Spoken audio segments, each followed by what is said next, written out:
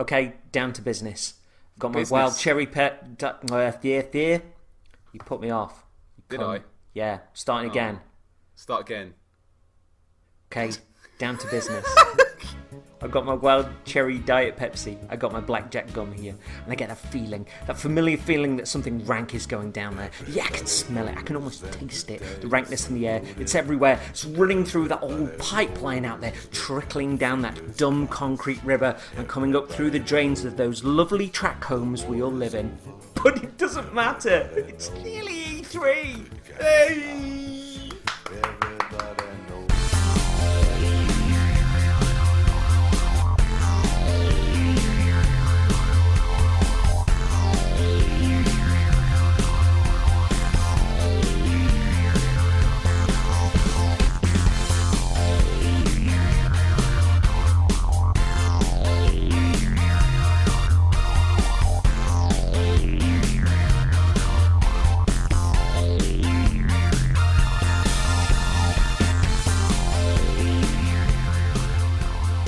Hi, how are you? The listeners or me? Everybody, but I'd imagine it would only be you that I can and then hear. I'll answer for the listeners. I'm quite well, I guess. I'm good. I'm sitting in a chair. I have a delicious glass of just water this time. No lollipop, because that was, as you say, rank. The listeners are in varying states of wellness. Are they in a smattering of mood? A smorgasbord. Yeah, I would say a lovely buffet of emotions. Smorgasbord is a word that I really like because it's fun to say. Also, it sounds like a cupboard at IKEA. We really needed like a new wardrobe, and we got this bed, and it got this lovely iron sort of top and bottom headboards, they call them. Yeah, that's right. And we needed quite an intimate design because it's got like this thing, and I suppose it could be a crown, but it reminds me of a cat's paw or 4 cat's paws that have been separated from the cat and put at either end of each of the headboards. But yeah, we needed something to match that, so we went to IKEA and we're looking all over the place, and and we got this. I think it's. Let me have a look through the catalogue. 1 minute. Oh, there it is. The Smorgasbord. The Smorgasbord Wardrobe. You're describing the bed. The bed sounds really cool. Smorgasbord Wardrobe. The Smorgasbord Wardrobe. Is that the episode title? I think Smorgasbord. The E3 Smorgasbord. No, there we go. No. The Smorgasbord Wardrobe. Because then it goes like hurt. It's like some sort of rubber frog jumping. I don't know. I'd say it's been a while, but I think I've started most of the podcasts that we've done for the Humanities in that kind of way. And strangely, it's not been. It's been like 2 days. Well, not 2 days since we recorded, is it? Was it? Because I got it out on the same day, didn't I? Yeah, when did we push it live? We're talking about the podcast. Yeah, mate, this is for us. I made a Willy joke. Knobs. Shut up. Yeah, this is 2 days since we last recorded, because we last did it Sunday, didn't we? And it's Tuesday now. You've just reminded me of something really funny that was up on the BBC Sport website today. And obviously nobody will comment on this because it's just that person's name. But it was regarding a lady footballer who's not available for the England team. And it was something like Knobs out of England team. And it was great. So yeah, that was. I had to kind of rub my eyes a little bit this morning. So when I saw that one, and it's not on the site now, which is a shame. So the Knobs are back in. Well, I don't know. Topical. So the E3 thing then. What's E3? For those who don't know what E3 is, give them a quick explanation. Right, it's this golden robot, right, and it's the best mate of R2D2. It's like E3PO.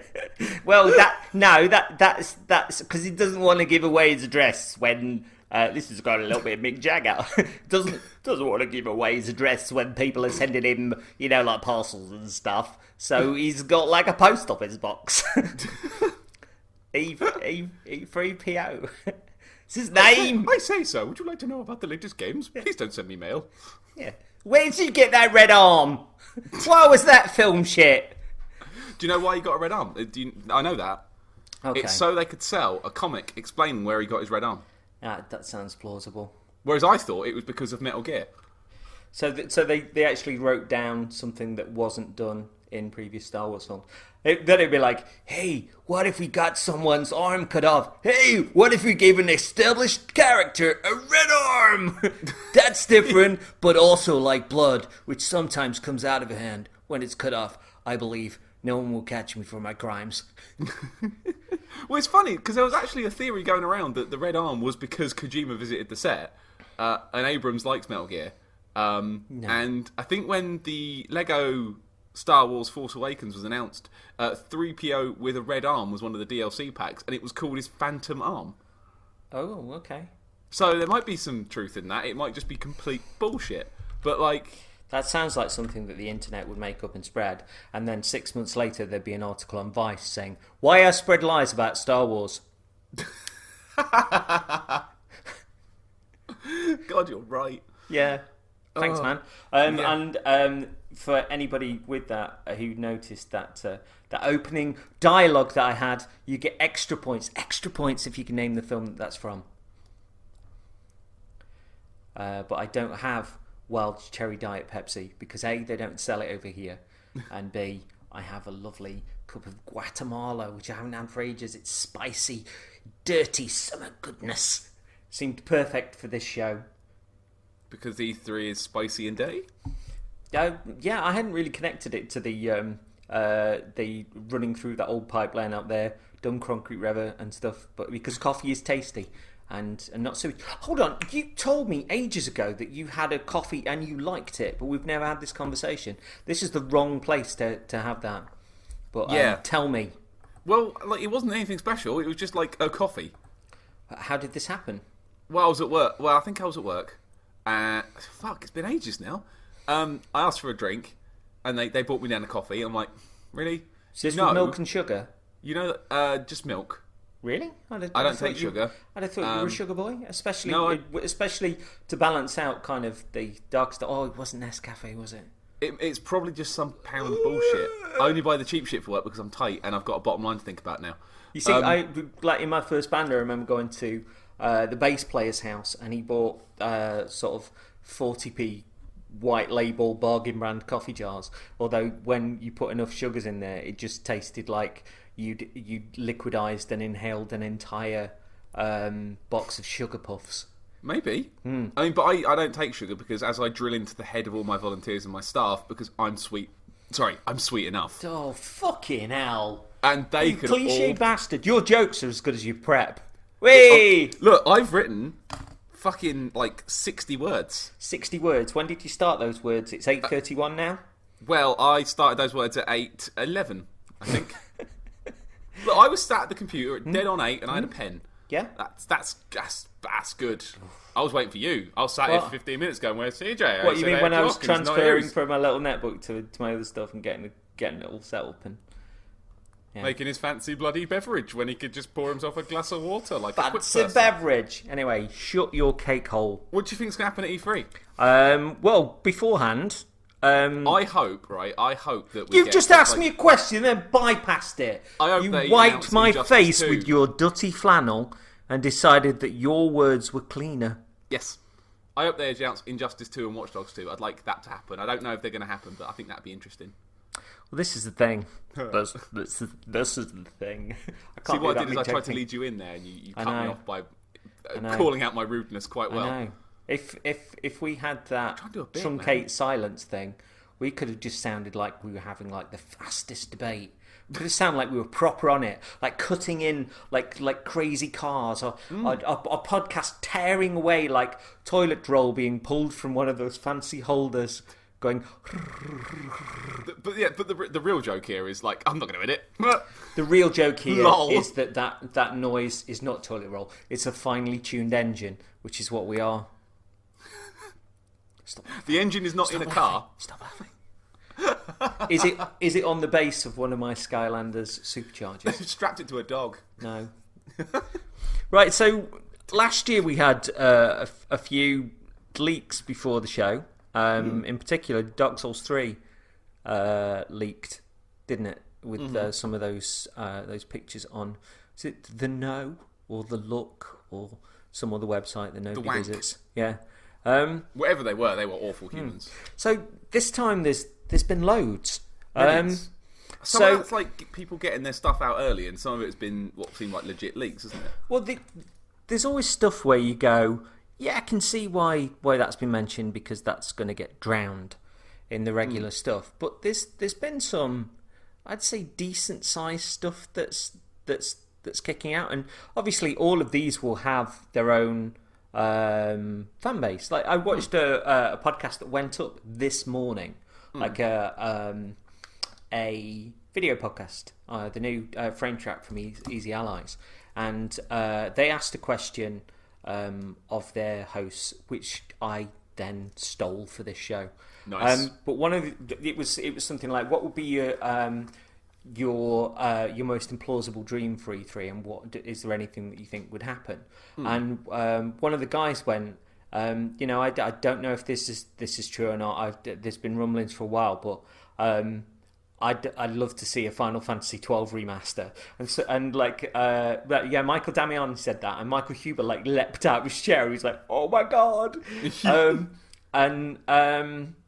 It was weird because when I watched that, I just kind of giggled and just thought, it's already out there. So that one confused me. That's out there. That's really cool. But that would have been nice to sort of see. Okay.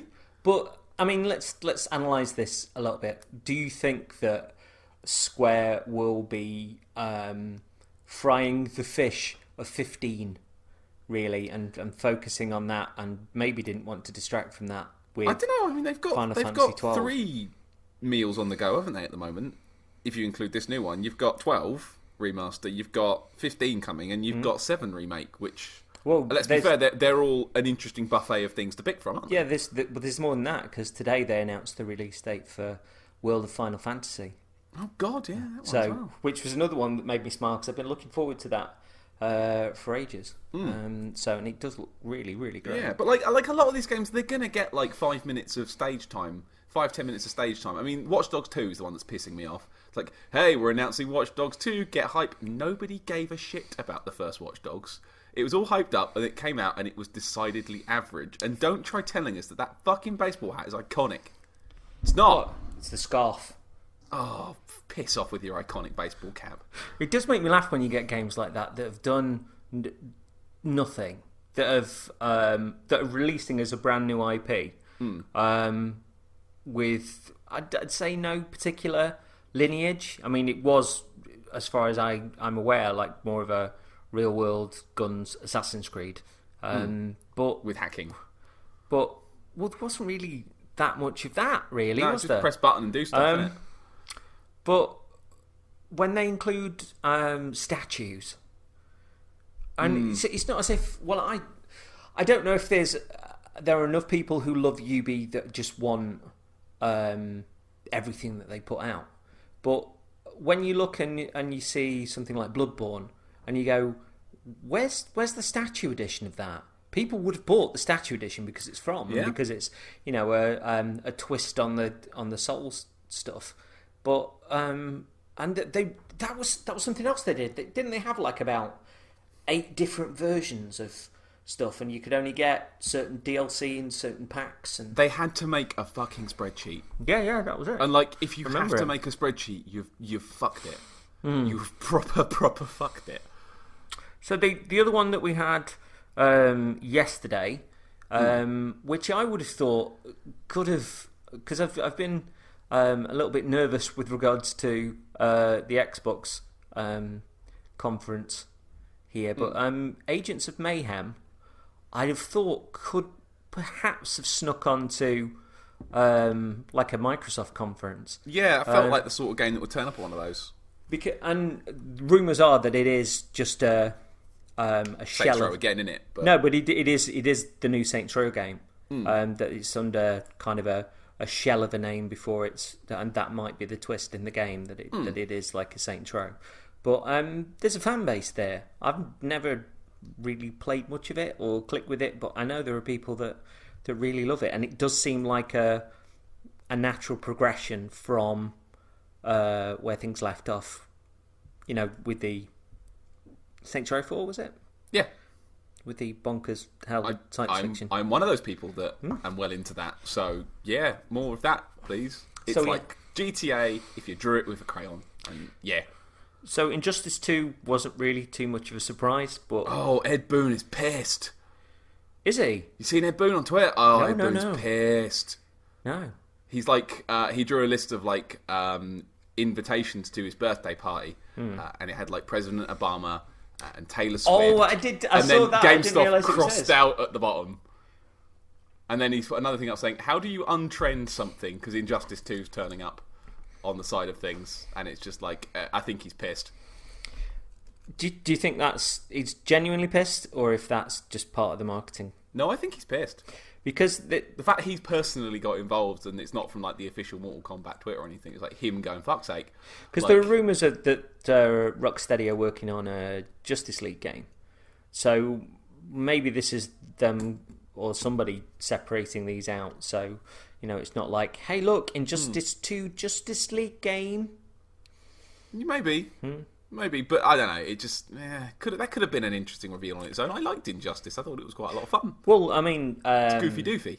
I watch a lot of True Talent stuff on Twitch, and Injustice. Sorry, I know he started playing Injustice. That was one of the first things that he streamed. But Mortal Kombat, you could say that they actually, in comparison to Street Fighter, they really did that right.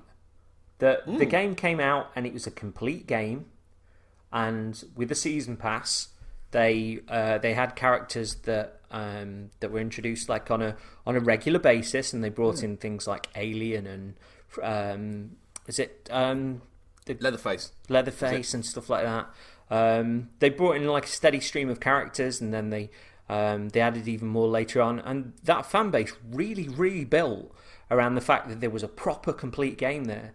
And I think that it's probably gained more kudos than it would have done, not only because I think they rebalanced it at a certain point and really like massively tarted up the netcode, but when you look at the way that Street Fighter V has launched and has kind of limped along, and as I understand it, it's a fun game to play with the multiplayer and stuff, but they've really got that out in time for Evo, and are seemingly second guessing how they're gonna do DLC characters. And I'm sure I looked. It's very clear, like their focus is the multiplayer side, isn't it? Like they don't seem like the single player, like which is my big thing when I buy a fighting game. I want to play the single player. I don't buy it for the multiplayer because Laura doesn't like playing fighting games with me. I kind of like playing by myself. And the fact they've gone, nah, we'll bring that out later. It's like, well, you don't want my money, do you? I will say, while we're on this tip, I've watched streams on Twitch of Tekken 7, and it's astonishing. Oh, you said, yeah, I haven't checked any of that yet. I know it's going to be for me. Astonishingly pretty. Yeah. And I think, I mean, I like watching fighting games, but I don't really have any desire to play them. So I enjoy watching them as a sport more than anything. But there's something quite slow and considered about Tekken watching Tekken that I really like, and it reminds me a little bit of what's it called, Mortal Kombat, in that kind of way, that it doesn't seem as hugely. It's a bit, the balance of it is different. I mean, it's the only fighting game that I really get on well with. It seems heavy. I think that's what I like about it. There's a physicality, and I love watching Street Fighter V in tournaments and stuff, and the animation and the way that characters move and stuff. But Tekken 7 does look superbly pretty. I'll tell you what, pulling off a 10 string makes you feel like a goddamn technical master. I shall have to take your word for it. Are you getting Tekken 7 when it comes out? Probably not straight away. Again, just because I don't really play these things with people, so I don't need to get them straight away. I would like to see you stream it. I genuinely would. I'd like to see you go online and stream it, because I believe in you, Tekken buddy. But you'll just see me play Brian over and over and over again. Because he's my guy. The weird thing was that when I mentioned on Sunday morning, I think it was, that was watching Tekken 7, you were like, is anybody playing Brian? And at that point, there was a Brian versus Brian fight on. It's like, there's a lot of Brian going on. I'm a big fan of the Brian. He's my guy. He's my guy. Like, if you tell me to pick a guy in Tekken, I'm picking Brian. He's been my guy since Tekken 3. I love Brian.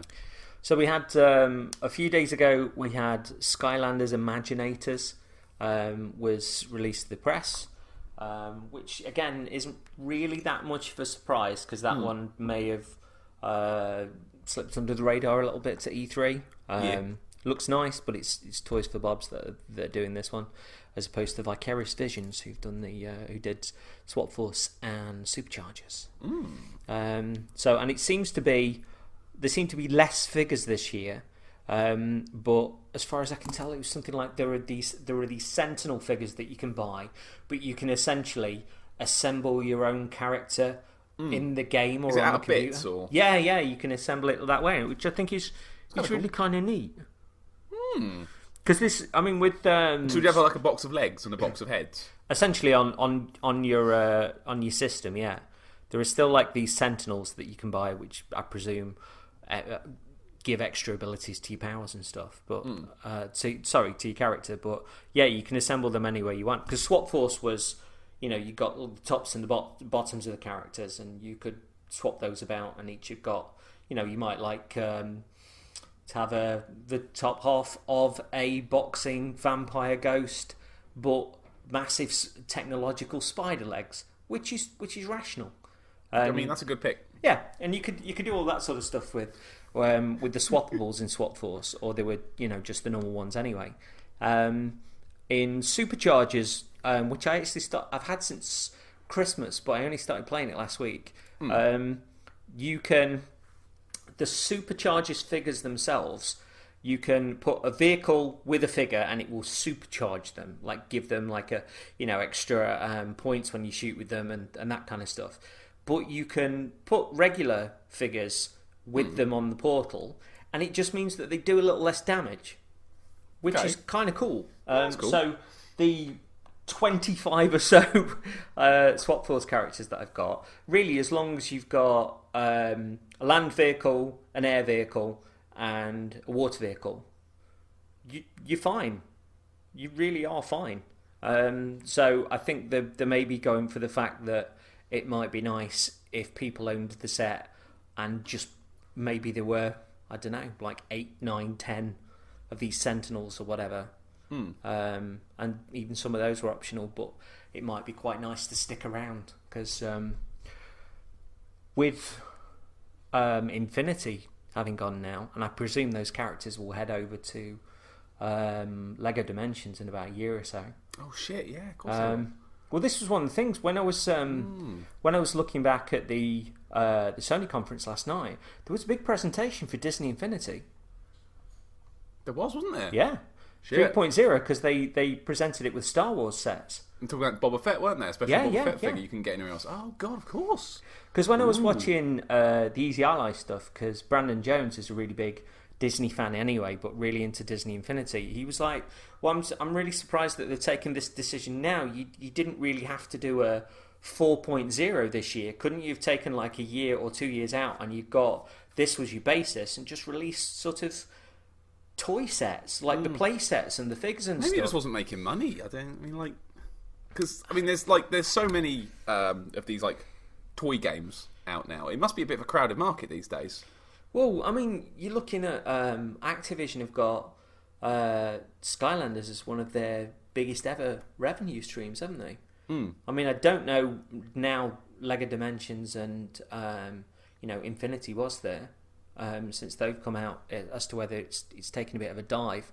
I do know that Skylanders are the Supercharger stuff dropped in price massively. Do you think it might be going the way of the Guitar Hero and music games, where they kind of hit their peak volume and then they kind of just tickled away because no one could be bothered to buy the lumps of plastic anymore? Don't know. I mean, you'd have thought in that regard, if you've seen those Infinity figures in stores, they are pretty. And they are nice figures. They are nice figures. I mean, my friend Anthony, I went to school with, and whilst I became a degenerate in a band and now live in a terrible flat with no life, he's married with 2 children, and those kids love video games. And he said tonight, I used to love Skylanders, but it's all Minecraft, Infinity 3.0, and Lego Dimensions around here these days. And when I said that Infinity was, been let go by Disney, he was like, "Infinity is epic. Apparently, I'm not telling my lads." Fuck. So yeah, it's quite sad in that regard, really. Oh. So yeah, I wonder where it's going, but I do know in previous years, probably when Activision had the market sewn up to themselves, that they made a lot of money with that. Yeah, because it was the new thing. It's like, wow, look at that, it's brilliant. Whee! I still think, it was something that I kind of left off the last podcast that we did, but Superchargers has got some really nice ideas. It isn't Swap Force. It isn't as pretty as Swap Force. It doesn't have a script that's half as funny as Swap Force. And it made me realise that Swap Force is kind of lightning in a bottle. But on the upside of that, you can pick up the starter sets for Swap Force now for like £8. Yeah, the toys are going between £1 and £5 each, and that game is fantastic. There are so many people that shun that game who are designed for that game. People that love Rare, those that love like classic Nintendo, even like your early PS1 stuff, like your or PS2 stuff, like your Ratchet and Clanks or your Crash Bandicoots or your Spyros and stuff. Would love it, but don't go near it because they think it's a childish game, which is quite funny considering that's the way that people often look at those other games and then they end up defending them. So yeah, but I will mention that I put this on Twitter this morning. There's one character in Superchargers that the one with the skull that looks sort of Mexican. Day of the Dead, yeah. Yeah. When I put him on the portal and started playing with him, I genuinely like pissed myself laughing. He runs along and his spurs go like ching ching ching ching ching ching on the floor, and what I thought was just a horn that was his gun, or a gun that was shaped like a car horn. It's actually a trumpet, and when he runs along, you press the button, this music comes out and it goes like. But when you got the option of bringing in a familiar, and it brings in like this little tiny blue skeleton that's got a guitar, who will like run and attack things, but it's going like and like when you sort of fire in another direction, it's like and you get the ching ching ching ching ching of the spurs. It's cacophonous chaos, and I love it. Sounds it. Yeah, it's fun. It's fun. I still think you get on with those games. Eventually. Yeah. I want it to happen. I'm still in a Witcher hole, so I'm a way off yet. So yeah, that's fine. Yeah. So should we start moving on to what we think is going to happen in each show then? No. No, because 28 minutes, man. What? I thought we'd be over and done in about yet. 15 minutes, so we're doing all right. We also had XCOM 2 announced for consoles tonight. Oh, I thought it already had been, to be honest. No, it was that confusing because I was like, oh, it's not on PS4. I think previously everybody kind of presumed it was just PC only this time because XCOM had sold so badly on consoles. That was they gave it away on Plus a while ago, didn't they? XCOM, yes, yeah, and it came to what is on Games of Definitely. Gold on Xbox One, came to backwards compatibility recently. So yeah, that's a few people are flipping the wig over that tonight, but I can kind of see it because I don't know if it'd make the Sony conference, and Microsoft are going to be going Halo Wars 2, I think, in that regard. So, So we've had delay announcements as well, right? Just beforehand. So Horizon Zero Dawn is now next year. It's fine. Yep, I'm fine with that. Ukulele is now next year. It's fine. Yep, no worries. No Man's Sky is now August. It's fine. Yep, no worries. So it's good. That was good. Good rhythm. The majority of folks that I've seen commenting on these, all bar the odd one or two, have just been like, "Yeah, I got loads to play. That's no problem." Yeah, man. Like, there's so many games at the minute. Like, of course, delay's fine. Like I saw a thing on Twitter. It was nobody ever said their favourite thing about a game was that it released on time. Yeah. Yeah, my favourite game of all time. It's my favourite game ever because it released when it said it was. I mean, people surely would rather have a game that's that the developer's happy with, that they're eventually happy with, especially if they're shelling out the sort of money that they're shelling out with. Especially on the new generation. I mean, on the new gen consoles, you can see when a game is lacked a bit of polish. Because the graphics are sort of so much better now, you can see where they've not, they've cut corners on edges and stuff. I'd rather they took their time and made stuff work properly. Well, give me a full. Don't do Street Fighter 5. Just give me the full fucking game. Well, then you get people that are complaining that no games are ever right when they first launch and they need a patch, or you get that stuff like Homeland. Is it Homeland: The Revolution or Homefront? Homefront, that's the one. Where it's fucking broken to the point of bafflement. And lots of money's been spent on marketing that broken game.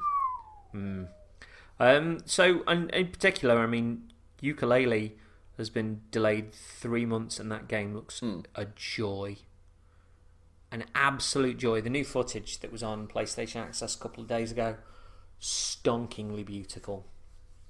And I will mention as well that I made a brew for Gavin from Platonic the other week. So very nice, man. Oh, the corruption! I know. Do you smell that rank corruption? What? I'm not stating what he had, but only that it was right. And like when I kind of when I gave it to him, I was like, Gavin from Platonic, and he was like, yeah. I was like, thought I recognised you. Obviously, he had no clue who I am. Oh yeah, it's you. Yeah. Hey, man in the coffee shop. Right, so we will go on to the first of. Will we go on to the first of the things? There is something I kind of want to tackle beforehand, and that to me is the elephants, plural, in the room that we've potentially got here, which is Neo versus Scorpio. What? Oh! I thought you were talking about fucking Mortal Kombat. I thought you were going to say, I thought you were talking about the Matrix. Oh, it was close. Yeah. It took me a second there. The matriarchal combat, I don't know. We think we're going to see some big machines. I think you're going to potentially see one of them. Everybody seems to be hedging their bets. Like, the leaks of Neo allegedly came straight from PlayStation, but went on to Reddit and went to Eurogamer and other places like that. And they were very specific about the fact that if you've got a game already, then it will work on your machine, but there will be extras for the Neo when it comes out, but everything's got to work on regular PlayStation, and there's supposed to be no difference in the online side of things. And then we were wondering sort of if Sony were kind of hedging the bets against the NX, which still nobody knows anything about. And rumours came about, they were filtering about before the Neo, but then it came out that Microsoft was working on a console that wasn't just a leap on, as Neo was rumoured to be, just like a step on, really, to kind of give a bit more grunt to virtual reality, but that Microsoft was working on a console that was about 4 times more powerful than the Xbox One. Then we heard that Sony wouldn't be announcing the Neo at E3, that they'd be announcing it at Paris Games Week, which to me just seemed like, oh, we're going to do this. Oh, you're doing something more powerful. I remember what happened last time where we saw your conference and then did the opposite. So I'm wondering if Sony are... Not forgetting that was majestic and amazing. Well, true, yeah, absolutely. Marketing 101. And they won this gen with that. But I'm wondering if Sony are now going to go, right, well, if Microsoft announced the Neo and we see the specs... Sorry, if Microsoft announced the Scorpio and we see the specs, we then disown the leaks, and when we announce the Neo, it's going to outspec the Scorpio. And still nobody... They have to design a whole new machine then, surely? Well, I think 4 times more powerful is a lot. Well, I think Microsoft are working on this thing of integrating PC and Xbox together, because you've seen that a lot of the exclusives, or what were exclusives, are now going to launch from on PC and on Xbox, including like Halo and all that sort of stuff, which means that essentially Microsoft haven't got any console exclusives anymore. Oh, wow. And, yeah, and that they, I think they're trying to build it so that you can stream from your PC to the Xbox, that your Xbox can go to PC, that it's going to be this one infrastructure that's running through, that maybe they can see the PC market is doing really well, and they just want kind of the Xbox almost to be like a less powerful PC that's in your living room. And then they're going for this whole kind of, all your machines talk to each other, like Windows 10 to 10 to 1, there you go. But they're even talking about, like, I hadn't thought of that, that's really good. If they announce it like that, then I just win the show. But apparently at Microsoft, the Scorpio is referred to as the Xbox One 2. Then it wouldn't be 10 2 1, 10 1 2. I don't know. Anyway, first release game, Final Fantasy X-2 on the 1 2 over.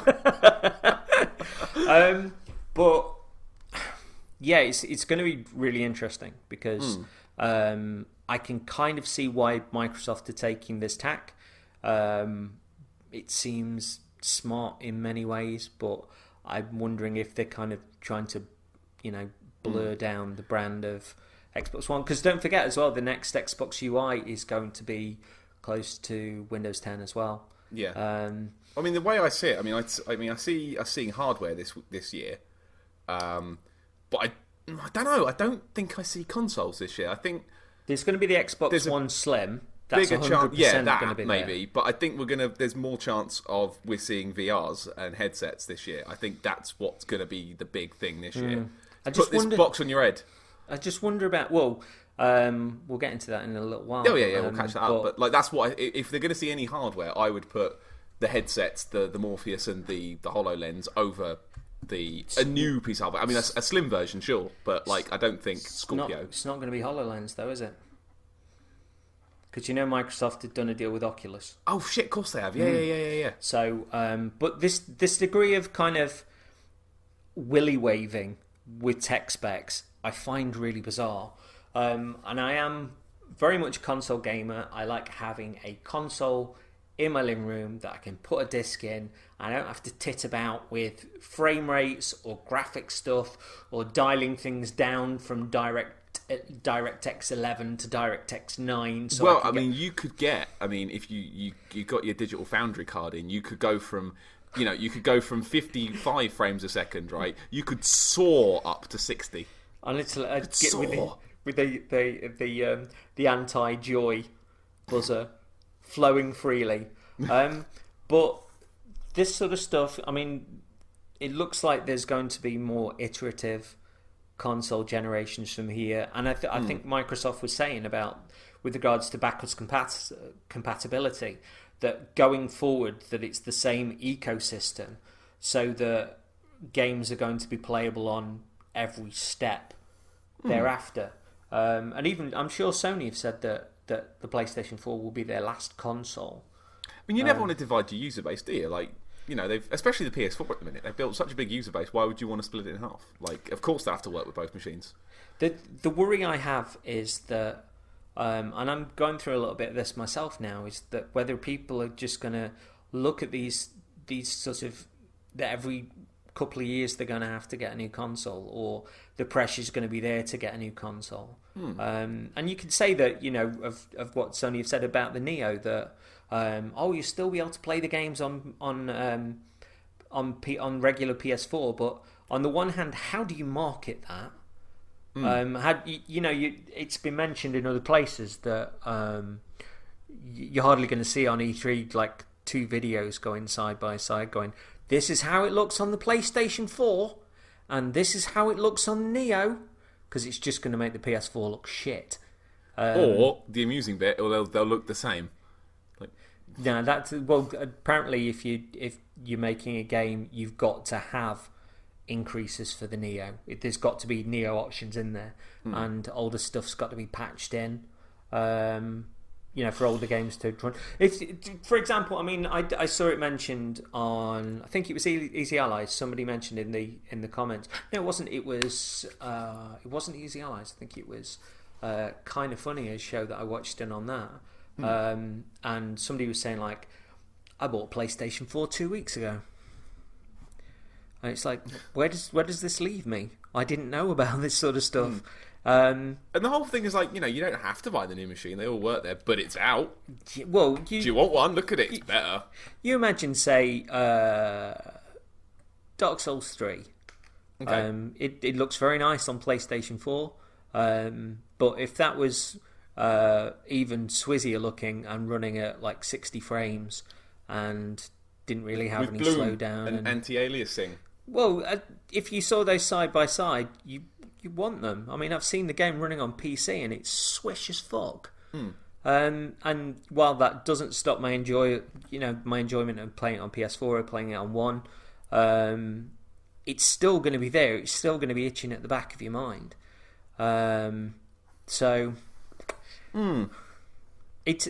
It makes me wary because I mean, and it's the situation now where there's a possibility that I could get a new PC, and I know you've just bought one.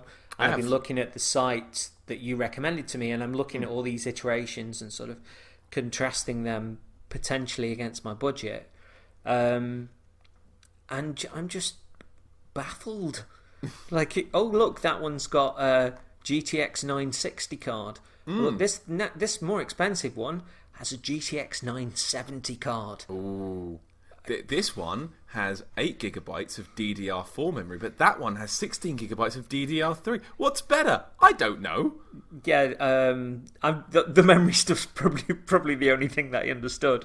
But I mentioned on the last show about the very clever gentleman that was on GameSpot that was talking all about the new graphics card and this Titan that it's usurped and stuff. And part of me just looks at all these specs and I get almost like a degree of buyer's apathy.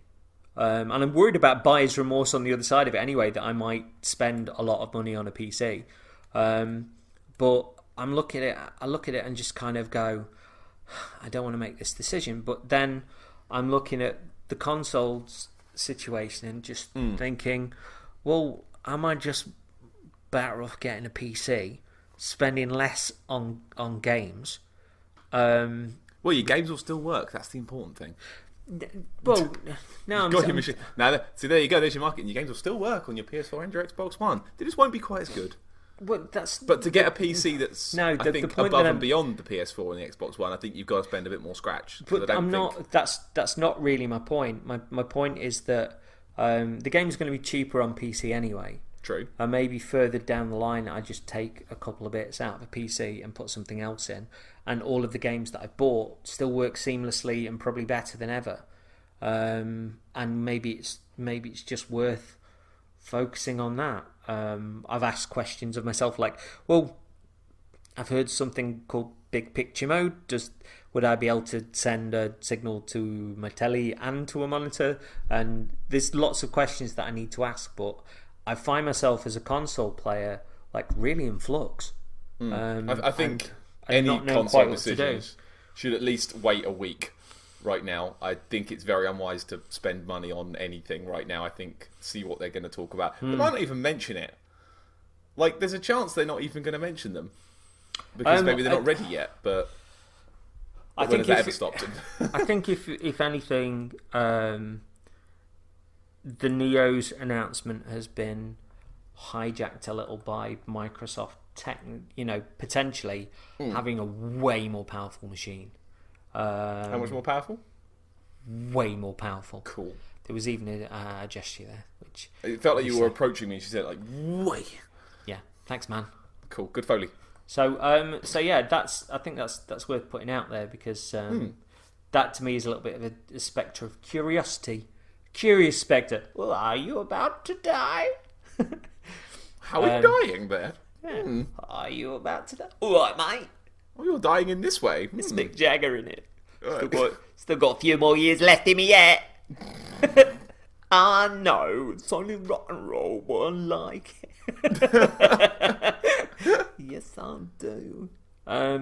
So the first of the conferences is Electronic Arts at 9 p.m. GMT. Will obviously be at a reasonable hour in the United States and Narnia and rest of the world.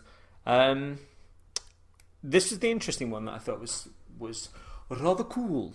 So I haven't got a lot for EA, so I'll let you lead here. Battlefront 1, which I'm not a. What was that? Why? It's another game that's At least they put the 1 on it. I mean, at least seriously, they've not just called it Battlefield. They've called it Battlefield 1. At least they've clarified. Seriously, I'm not somebody that plays these sort of games, but you can fuck off that attitude into an empty tin can, because I actually think this is a brave decision. I think that the game looks fantastic. I might have mentioned this before, but there was a thing that I saw which was linked to by Danny O'Dwyer, where there was a YouTube that does war stuff, and they'd had loads of subscribers just sort of turning up out of the blue, and they questioned it, and it was because it was like kids and people that were curious about like World War One, that had seen the Battlefront 1 trailer, loved it, and wanted to know more. And to their credit, they weren't snooty about this at all. They were like, right, let's have a look at this trailer and analyse everything and where it comes from. So they were going into like uniforms and weaponry and tanks and like even like these minute little details and stuff. And really fascinating this video was to watch. But that looked really cool, and the fact that if you are going to drive a tank, you have to have a tank driving class now. You can't just be a bloke that runs about the battlefield and jumps into a tank, because you won't know how to drive it. There's going to be no upgrades for the weapons. The weapons are as they are. You're not clipping sights onto them and extra clips and all that sort of stuff. The weapons are as they are. And I think it looks like a brave decision. I believe EA tried to block it for the longest time, thinking that it wouldn't sell. They've had the obvious knock on that the Call of Duty Infinite Warfare has been kind of hamstrung by them charging extra for the remaster of Modern Warfare, and has a legendary amount of dislikes on there because people can't buy that on its own. They have to pay extra for the special edition, and even there was someone on the Easy Allies podcast that was saying that their cousin was asking them, or they were in a conversation with the younger cousin, I think it was, and they were saying that, and this surprised me, that they were bored of all the sort of future suits and stuff, and they were really excited by what they saw from set in a game in World War One. I think there's far too many like shooty games that have gone that kind of powered suits and gun customizing route, and they just meld into one for me. I mean, I appreciate what they've done there, because like I know the last two Battlefields haven't done particularly well. Like 4 was universally known as the buggy mess. Hardline was the one that kind of farted out and no one really cared. I suppose it is 4 time got for a there, direction, but it had like a very, very stunted launch, didn't it? I think they really had to pull out all the stops to get that in a decent state. Yeah. But I mean, for me, the problem I always have with these games is I'm not buying it. Of course, I'm not. I don't like those games. Yeah, but I think I watch the videos and enjoy them, but I'm not buying it. But I don't think it takes away from the fact that they're doing something different with this. Oh, not at all. No, it's cool. They're doing something brave. I think the look of it is fantastic. And one of the greatest things that I heard with regards to this was, and it was on the lobby on GameSpot. They were saying, wouldn't it be great if on Christmas Day you booted it up and it was basically a version of FIFA, and it was just like the Germans versus like the English, and you just played football, like the traditional World War One story. That'd be cool. All together now. That could be over the top of it. In no man's land, all together. Good segue there, by the way. Well, I'm not finished with this. Oh, that's perfect. I'm sorry. The footnote that I will add to this is that apparently the presentation is focusing purely on the single player campaign. Good. And after the Electronic Arts stream, after the Electronic Arts show, they're getting a load of people into a room and are streaming the multiplayer live, which seems really sensible and really cool. But I think that with so many people curious about where things are after that amazing trailer that they put out, I think it's a really good idea. Yeah, that's my footnote. Good flow breaker. I know what you're going to do now. How much sport do you think there's going to be? There's going to be all the sports. How much sports? All of them. How many minutes? 90. Fuck. No, they're obviously going to cover the sports. Regular listeners will remember that we hold. It's now the second year of us running our 20 minutes of wanking on award, and EA are always in the running with their sports every year. I've got a special award later, but who can forget such great things as I can't believe it's Pele.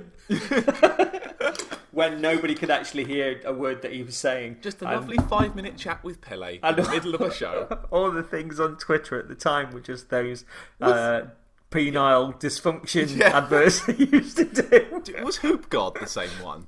Hoop God was Electronic Arts, yeah. Hoop God. I think the year before for the UFC game, they had the UFC guys come out and they said, "Well, what was your strategy when you fought this guy?" And he said, "Well, he was trying to knock me out, so I tried to knock him out first." That was his whole answer. But I remember the guy from EA when he was talking to Hoop God was essentially, "Hello, fellow kids." He essentially was, but looking more nervous because he was the whitest, most middle class man in the world, talking to a black guy, and feeling genuinely uncomfortable about it in his own skin. But that he'd sort of built up what he thought was a friendship, but was clearly a business decision from Hoop God. It's me, Hoop God, your friend, ring deity. What up? It's me. I nearly said Electronic Alan then, but that's just seemingly a riff on Explosion. Pantheon. It's seemingly a riff on Dan Marslight, isn't it? So yeah, we're going to see a lot of sport. I think we're going to see FIFA. I think we're going to see a hockey game. I think we're going to see a punching game. The UFC game's done by them now, isn't it? Yes. Is that what you're referring to with the punching game? Yeah. Okay. We're gonna get mad about Madden. We're gonna see eggs thrown and short stops. Puck off. Baseball. Oh, it's the hockey. It's the ice. Oh, good net. Thanks. Good, nice. That's my stick. Oh. What? No, that was too much. No, it wasn't. So yeah, I think we are due for 19, perhaps more minutes of sport. I mean, sport people watch for the sport. That's fine. The people that buy those games are up for that. If you're a person who's listening who buys the sport games, good on you. Not for me, thanks. And let's probably not have Pele this year, yeah? We'll have apparently Mass Effect Andromeda. Which, don't forget, a few years ago they had some members of the development team seemingly locked in a room being quizzed by a Nazi and revealed some vague slides of production artwork. Look, it's going to be in space, isn't it? I think last year we had somebody walk up to a galactic map and then turn away from it to show off the N7 logo on their armoured bosom. So I presume that's going to be there, although it just brings back bad memories of that person that came on playing an electronic cello the other year, announcing Dragon Age Inquisition, the most broken piece of shit. That was weird, wasn't it? Fucking awful game. Yeah. How that game got Game of the Year by so many people. Fucking awful game. It makes I laugh at Game of the Year awards now. None of them are right. Fucking awful game. Okay. Well, how Anyway. about, right, speaking of things that What? aren't quite hitting the mark, do you think they're going to spend any time on Mirror's Edge? No, because that's nearly 2 nearly minutes? out, isn't it? It's out. It's already out. Yeah, it's out on. I think Or EA is it? Access. It came out early. Yeah. Like, do you think they're going to just go, hey, by the way, it's out now, go get it? Nah. Do you think? But But like, here's my thing. So I was saying this earlier to someone, like, Mirror's Edge sequel was announced. I was like, yeah! And then they showed off some gameplay, and I was like, yeah! And in the last couple of months, I'm like, eh. This has happened too often, though, and I think that if there's anything that you have to look on the Watch Dogs 2 announcement with and kind of tip your hat towards, it's the fact that normally you be sort of trailer a game for 2 years before it vaguely comes out. And at least they're going, right, this is out in November, and they're trailering it at E3. Because that's normally not the case. Because let's face it, there is the award this year for game that Pat will really look forward to 2 years in a row and then not be asked about when it comes out. Cool, won last year by The Division. Yeah. Which again, that kind of followed on from you were really hyped about that, then you were really hyped about that, then you weren't, and then you wouldn't get me and you swapped hype. Like, you fed off my hype and my hype diminished. Although you kind of had a twofer last year because you had Star Wars Battlefront, which we kind of debated about because I was like, and you were like, no, this looks really good, and you didn't get it. But then again, you were back into Destiny at that point, weren't you? I don't buy anything anymore. I'm lazy and cheap. I'm so lazy and cheap. Also. Yeah. So what else? I mean, if there's potential. I saw a rumor they might be showing off Visceral making a Star Wars game. Yeah, I mean, it's kind of interesting. I mean, let's see what they can do with it. I mean, I was sort of wondering if they might be doing something with Dead Space, but I think that might infringe on the Star Wars license anyway. Even aside from the fact that Visceral are working on it. Is Amy Hennig working on the Visceral one? I think she is, isn't she? Yeah. I think we'll see Battlefront more levels. Maybe something that ties in with Rogue One. But they're not doing anything to latch up with Force Awakens, are they? No, because oh boy, you got to make a sequel. So maybe we'll see a little bit more of that. I believe they're resting Need for Speed. Fine. Yeah, although I know a few people that kind of begrudgingly loved that last one because they said that the sequences, which may well have been FMV, if it was released like 20 years ago, were so cheesy they became great. They went beyond all this shit. It's like, I love this. Yeah. And I'm wondering if they could maybe pull a Burnout out of the bag on this one. I don't think we're getting a Burnout. I don't think we're getting a Burnout this gen. I'm sad because I don't think we're getting one. Like, the thing that the guys from Criterion showed off last was like that thing called Speed, was it? Oh yeah, where men go fast and you sometimes slide down a thing. Or you might be on a motorbike, but fuck you, I'm jumping off a cliff in a hang glider. Carry on talking. Superb Foley. Carry on talking. I'm going to pretend that I've fallen off a cliff, but actually go and draw the curtains and put a light on. Cool. Good cover. Yeah, like, fucking hell. So EA are going to show off hang gliding in the sports section. I just... Why is there a bag in the air? People litter so much. Oh, I'm coming back towards the cliffs. If only I could nip onto something to slow down my hang glider. Something that sounded like... Oh, there it is. Oh, I'm going to rest. That was so good. And I've beaten the motorbike. Fucking hell. It's good following shit episodes of Top Gear, isn't it? What? How dare you? God. How dare you? So Was I yeah, Richard hamming it up? Yeah. Titanfall 2 will definitely be there. Oh yeah. Apparently it's going to knock people's socks off. I believe that there's a single player campaign this time, which is great. Yep. I liked what I played of the previous one, but there's a huge drop off in players.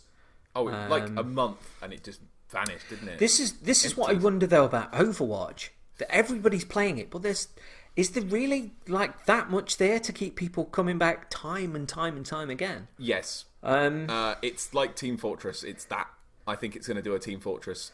Really? I saw it described once as Team Fortress with waifus. And, like, Okay. I can't stop thinking of it as Team Fortress with waifus. I mean, just look at the creepy fan art already. I mean, dude. Yeah. People be weird. Like, people are getting weird about Overwatch already.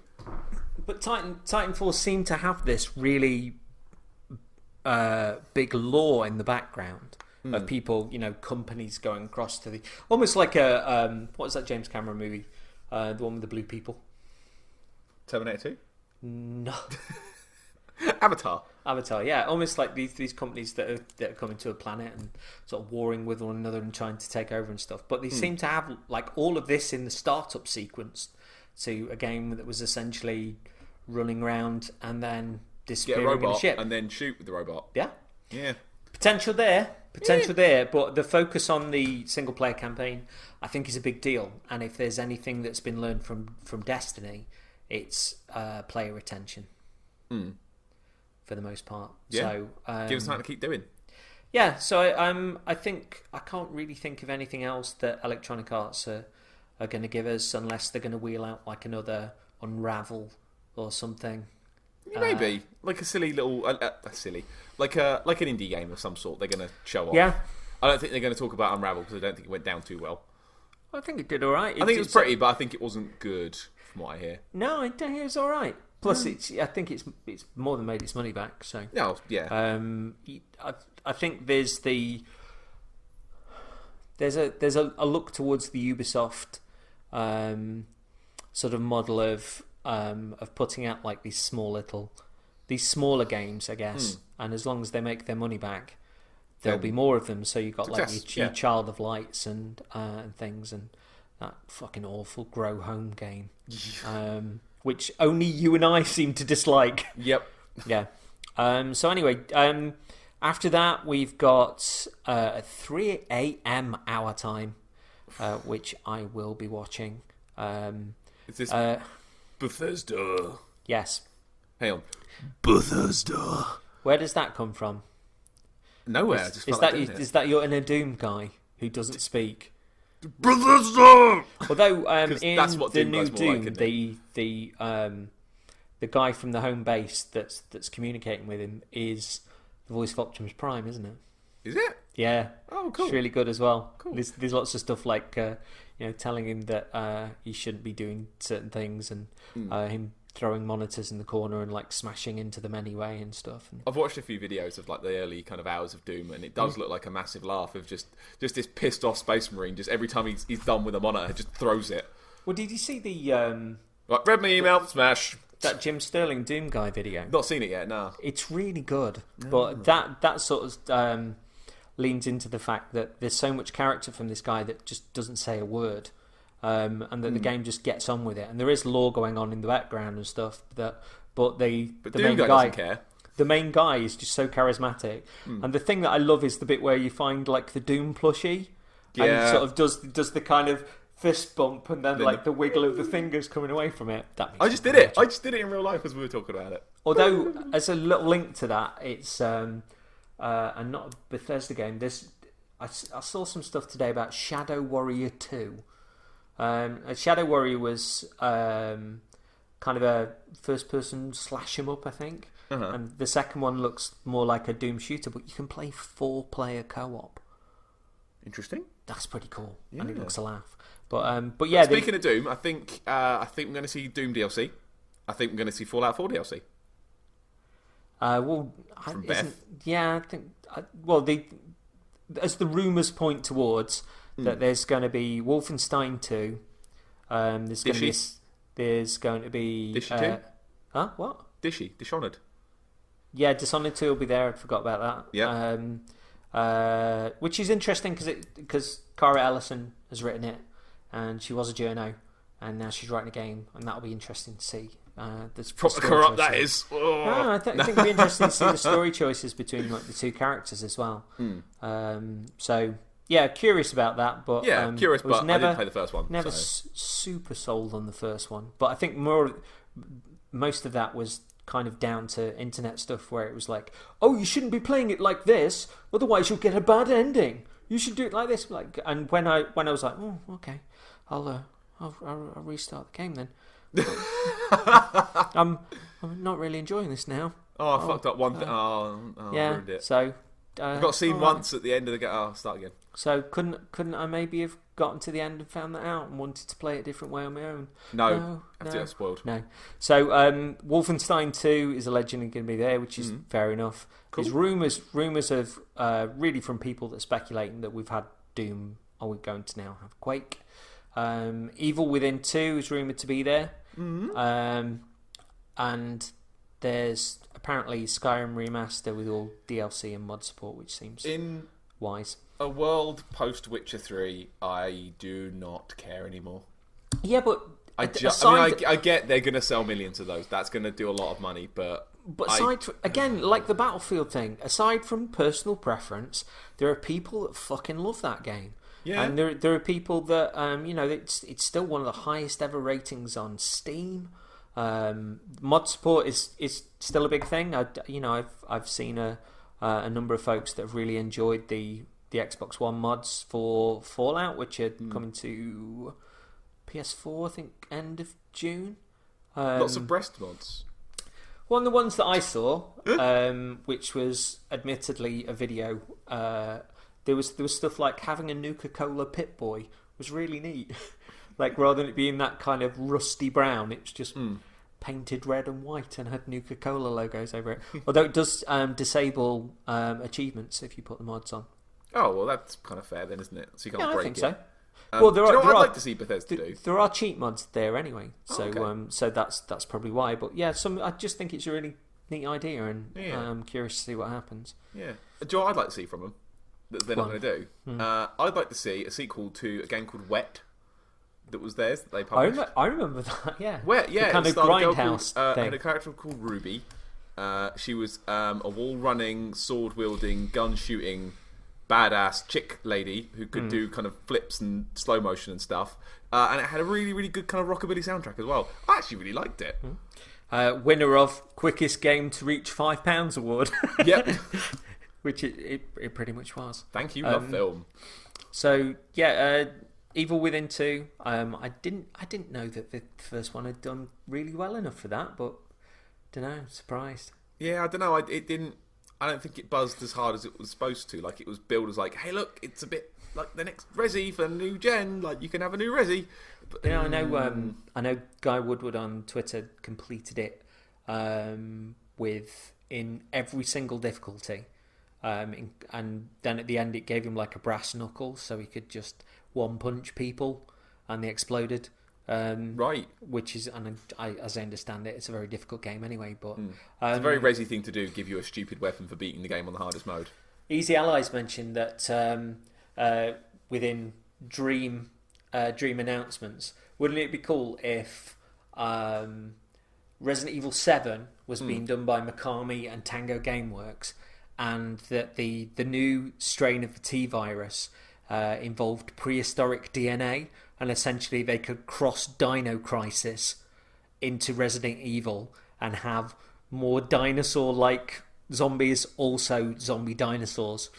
See, that's cool, but did you see how Dino Crisis ended up? No, but it did not end up in it ended up being an arcade raptor shooter where you got points. Yeah, but just because on the PS1. Just because a game fucks up a future direction doesn't mean it's lost. True. Maybe. I don't know. I don't know. I'd like to see more animals. Yeah, but let's Outbreak did that with the elephant, which was hilarious. Let's face it. Like, Capcom are the king of like fucking up the obvious. Because prepare for Umbrella X. Well, as a little aside, there's Gadget Girl Kylie's been putting out Monster Hunter Online has received an English patch. So you can read what's going on, and it's beautiful, absolutely beautiful, looks stunning. And if they had any sense in their hearts whatsoever, they'd go, we'll stick this on the home consoles. Also, the problem is that the people that are playing on on PC, whilst they don't appear to be forced microtransactions. A few of them have gone, oh, I'd quite like to get that skin, quite like to buy that. No way to do it. Wow. So, do it. Interesting. It just seems to have a bit more personality to me than a lot of these kind of MMOs that turn up free on, aside from Final Fantasy XIV, obviously, but a lot of these MMOs that turn up on the consoles, and they're just like, they're their own thing, if we're being fair, but there's no real glamour to them. And I think having Monster Hunter Online, particularly if you had the thing where console players could play with, could connect together, and PC players could connect to them. If everybody was playing like the same universe, that'd be great. But it seriously looks pretty as fuck. And as somebody that put a lot of hours into Monster Hunter 3 Ultimate on Wii U, please take it off handheld. It's just not. I want to play it on the big telly. I don't want to stare at handheld. I just don't. So moving on. Tell you what, fill with music for a second, because I'm going to refill my glass of water because I'm a little dry. Okay. Phil, okay, I'm running away. I won't be able to hear you. Go.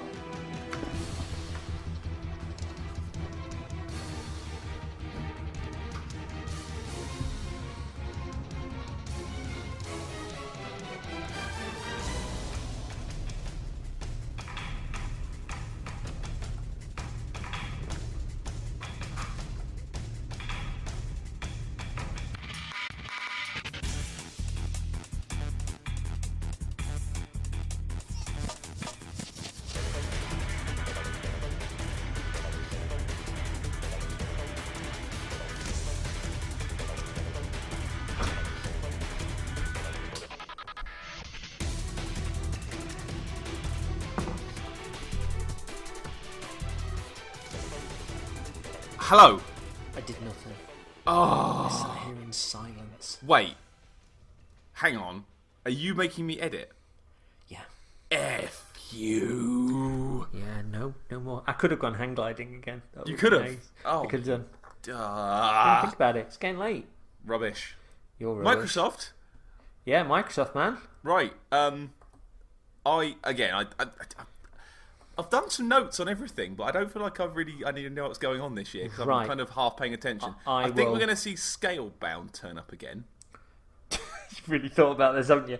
Right, and maybe, there's going to be a Halo game there. I think it might be a bit too early for Halo 6, although having Halo Wars 2. Halo Wars 2 will definitely be there. The one that had the monkey at the end of the video. Yeah, I mean, Dan again, I know people that were in raptures about that, but I didn't really play much of the original, so I couldn't join them in it. Yeah. I think we may see like a Halo 6, the equivalent of Master Chief wandering in a kind of snuggie across a desert, and then a thing rises from the sand like there was a few years ago. Or we'll get the voiceover teaser over a dark screen, and then the helmet will just get put down, and it'll go 6, and the crowd will go "Wah!" and then move on. It did, yeah. I mean, I'm one of those folks that was pretty disappointed with that Halo 5. So when it started doing Halo by numbers, so yeah, we mentioned before I think the Xbox Slim will be there. I think there'll be a big push on the tie-in with Oculus Rift. Because they need that from strong candidate for the 20 minutes of wanking on award. Yeah, I think that profile wise, PlayStation VR has been so good for PlayStation, and it's especially with a company like Microsoft. Whilst last year they showed the HoloLens and it was an amazing demonstration and stuff, that's nowhere near ready, and they need something for now. Also, who's that for? Well, we'll see. I mean, because but again, it's a technology company doing proof of concept. Yeah. And I think that a technology company, especially one that's in, millions of people's homes with their PCs, has to be seen to be competitive in that regard because in the console wars, they're less competitive. And are lagging way behind. And I say this as somebody that that As likes... Mr. As on my internet anyway, you're Mr. Xbox One. I love my Xbox One. But so yeah, as to whether we'll see the Scorpio, I don't know. I think that might be I don't delayed think it's there to get. Well, apparently that's not launching until 2017. So I think that might be at least until Gamescom, because Gamescom they've traditionally lent into quite hard, Microsoft have, and then last year Sony saved their PlayStation stuff for Paris Games Week, didn't they? Oh, the PlayStation experience as well. Oh, yeah. As far as the obvious stuff, I mean, I think obviously they're going to spend some time on Gears 4. They're going to spend some time on Crackdown. I think we're going to see some gameplay of that. The weird thing is about Crackdown. The weird thing is about Crackdown is that we're only going to see the multiplayer this year. Okay. Which is the multiplayer is going to take advantage of that cloud gaming stuff, which looks incredible, where the entire city is destructible. But they've said that the single player, that's not really that valid, because it's hard to kind of curate a single player experience where essentially you can just level the city. So yeah, it looks cool. I think Crackdown 1 was fantastic. I've heard good things. I'm hoping they at least do that thing where they go, if you buy Crackdown, it'll be available on backwards compatibility free, but also here it is on backwards compatibility, because that is a belting game. What about Dead Rising? There's rumours they're going to show off Dead Rising 4 or announce it. Yeah, I think that's a really good idea. Didn't really click massively with the last one, with the stuff that I played, but I know it's got its fans, it's got its followers, and I think it's a name, because they need a name for this show. They need sort of big titles to balance out, because this is one of the things. Looking at last year's conferences, as I did last night, I thought they were really good conferences, both of them. But you realised that the biggest thing with the Xbox stuff really was backwards compatibility was the one that everybody talked about, and it was fantastic. Great announcement. But when you look back at the Sony conferences and you see that even if they were like proof of concept stuff that were there, they had people falling off chairs. And I don't think that Dead Rising 4 is a falling off chair announcement, but I think it's something that people go... It's an eyebrow raise. Yeah, and apparently it's going to be... There's rumours that it's going to be a remake of the original game as well. Oh, cool. Yeah. Do you think... the big elephant that I've just realised I've not written down, which is one of the biggest selling games of ever, where do you think Call of Duty is going to turn up this year? Do you think it's going to stay on Sony's show, or do you think it's going to move back to Microsoft's? 100% Sony's. I think if Battlefield turns up anywhere, it will be like beyond Electronic Arts Conference. I think it'll be at Microsoft's. Yeah. Maybe they'll show the multi there later on as well. Possibly. I think they'd be... Because sometimes you'll see, like, here's a demo of the single player, and now at the next show, here's a demo of this. No, I think that if they're wise on this, because the curiosity is all about the things that they're putting into the main campaign, they do kind of in Assassin's Creed, where it essentially did a tour of duty between... it started at Microsoft, they showed something different at Sony, and then they showed something different at Ubi's conference. Yeah. I think you probably get... at least Electronic Arts and Microsoft's there. Yeah. I think State of Decay 2 will be there. Okay. And there were rumours that they wanted to make it more of an MMO, but the 360 couldn't handle it back in the day. So it'll be interesting to see what's there. I think if Injustice is going to show up anywhere, I've got a feeling it'll be here. I don't know why. I've just got a feeling that they'll show it off on Microsoft's show for some reason. Given there are two things that I think on this. One, that I think if there's a Justice League game, it's going to turn up on Sony's. Because that's where traditionally, like the Batman games have... Batman's turned up on PlayStation. Yeah. There. Also, I think that... and in this regard, I think that Tekken 7 will turn up on the Microsoft stand. I think you might be right. Yeah, because they kind of need a a fighting game to. I know they've got Killer Instinct and stuff, Yeah. but I think that something to balance out the lack of Street Fighter. And I swear to God, if I don't see at some point over the E3 week that Bandai Namco logo where Jin and Kazuya step in and going to punch each other in the head, I'm going to be upset because that is the best splash screen. Well, on a Bamco note, I think we'll see the first sign of the Dark Souls 3 DLC. Hey, I wrote that on my piece of paper. That's what I was going to do next. Yeah. I completely agree. I think the DLC, I think we'll get our first snippets of maybe what the first piece is going to be. Maybe we'll get names for the other two. Is it going to be 3 pieces or 2 pieces this time? 2. Okay. Because they've traditionally turned up on Microsoft conferences as well.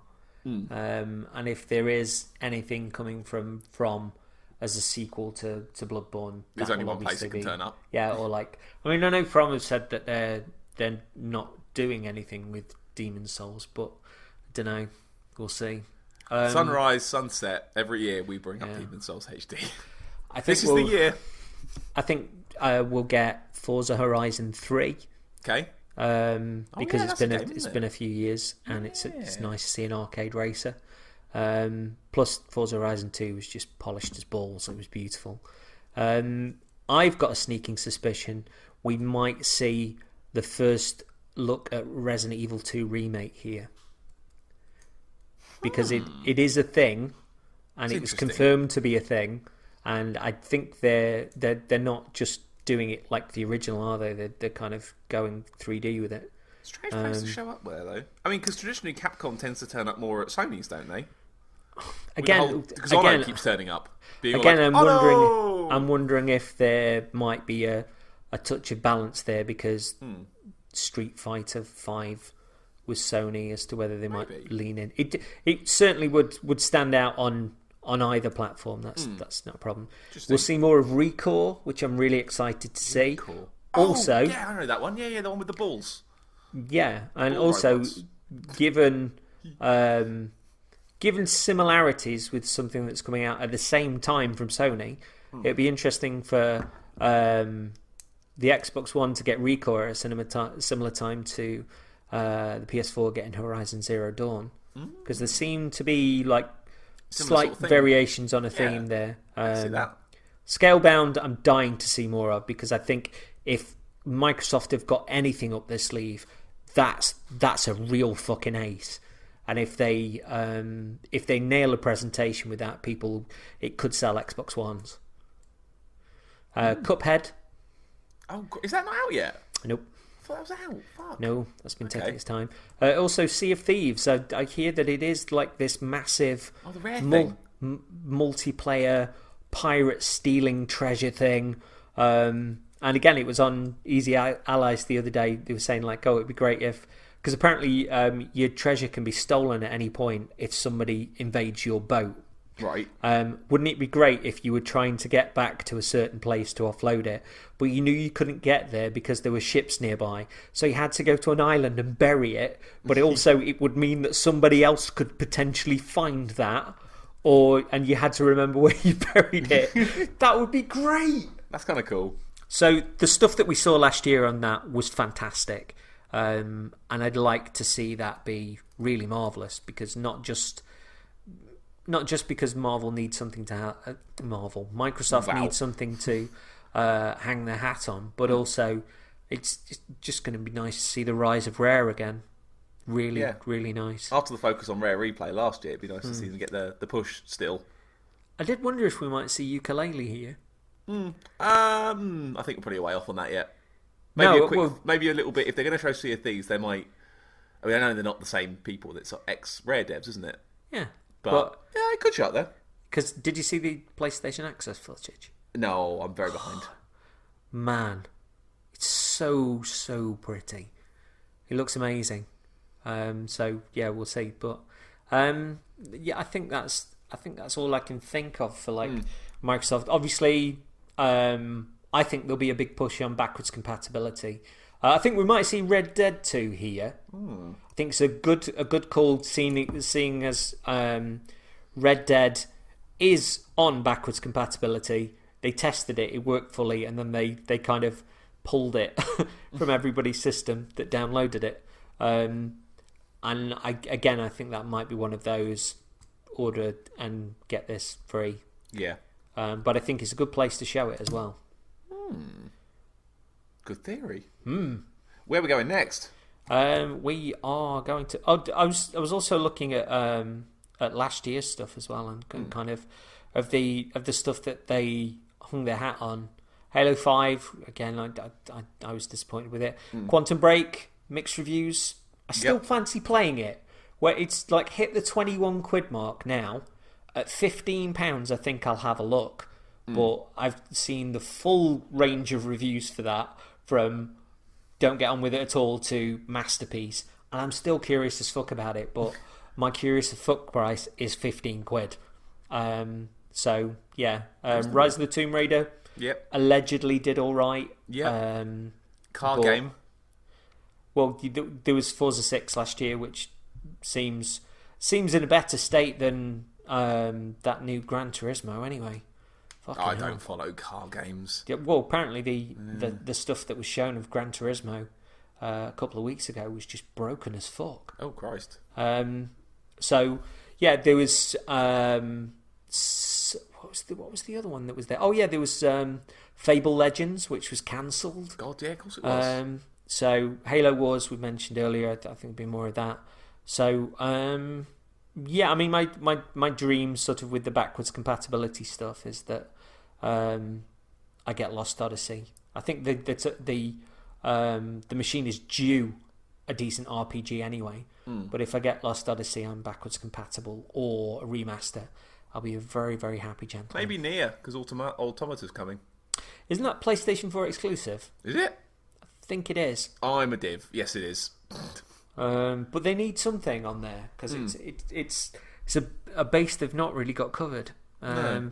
Do you think we might see, in the same way as Bethesda did their thing on Fallout last year on their own conference and then did a little bit on Microsoft's? Yeah. Do you think that there might be that? Mind you, they did the tour of duty, didn't they? They went everywhere, I think. Yeah, I think Bethesda might.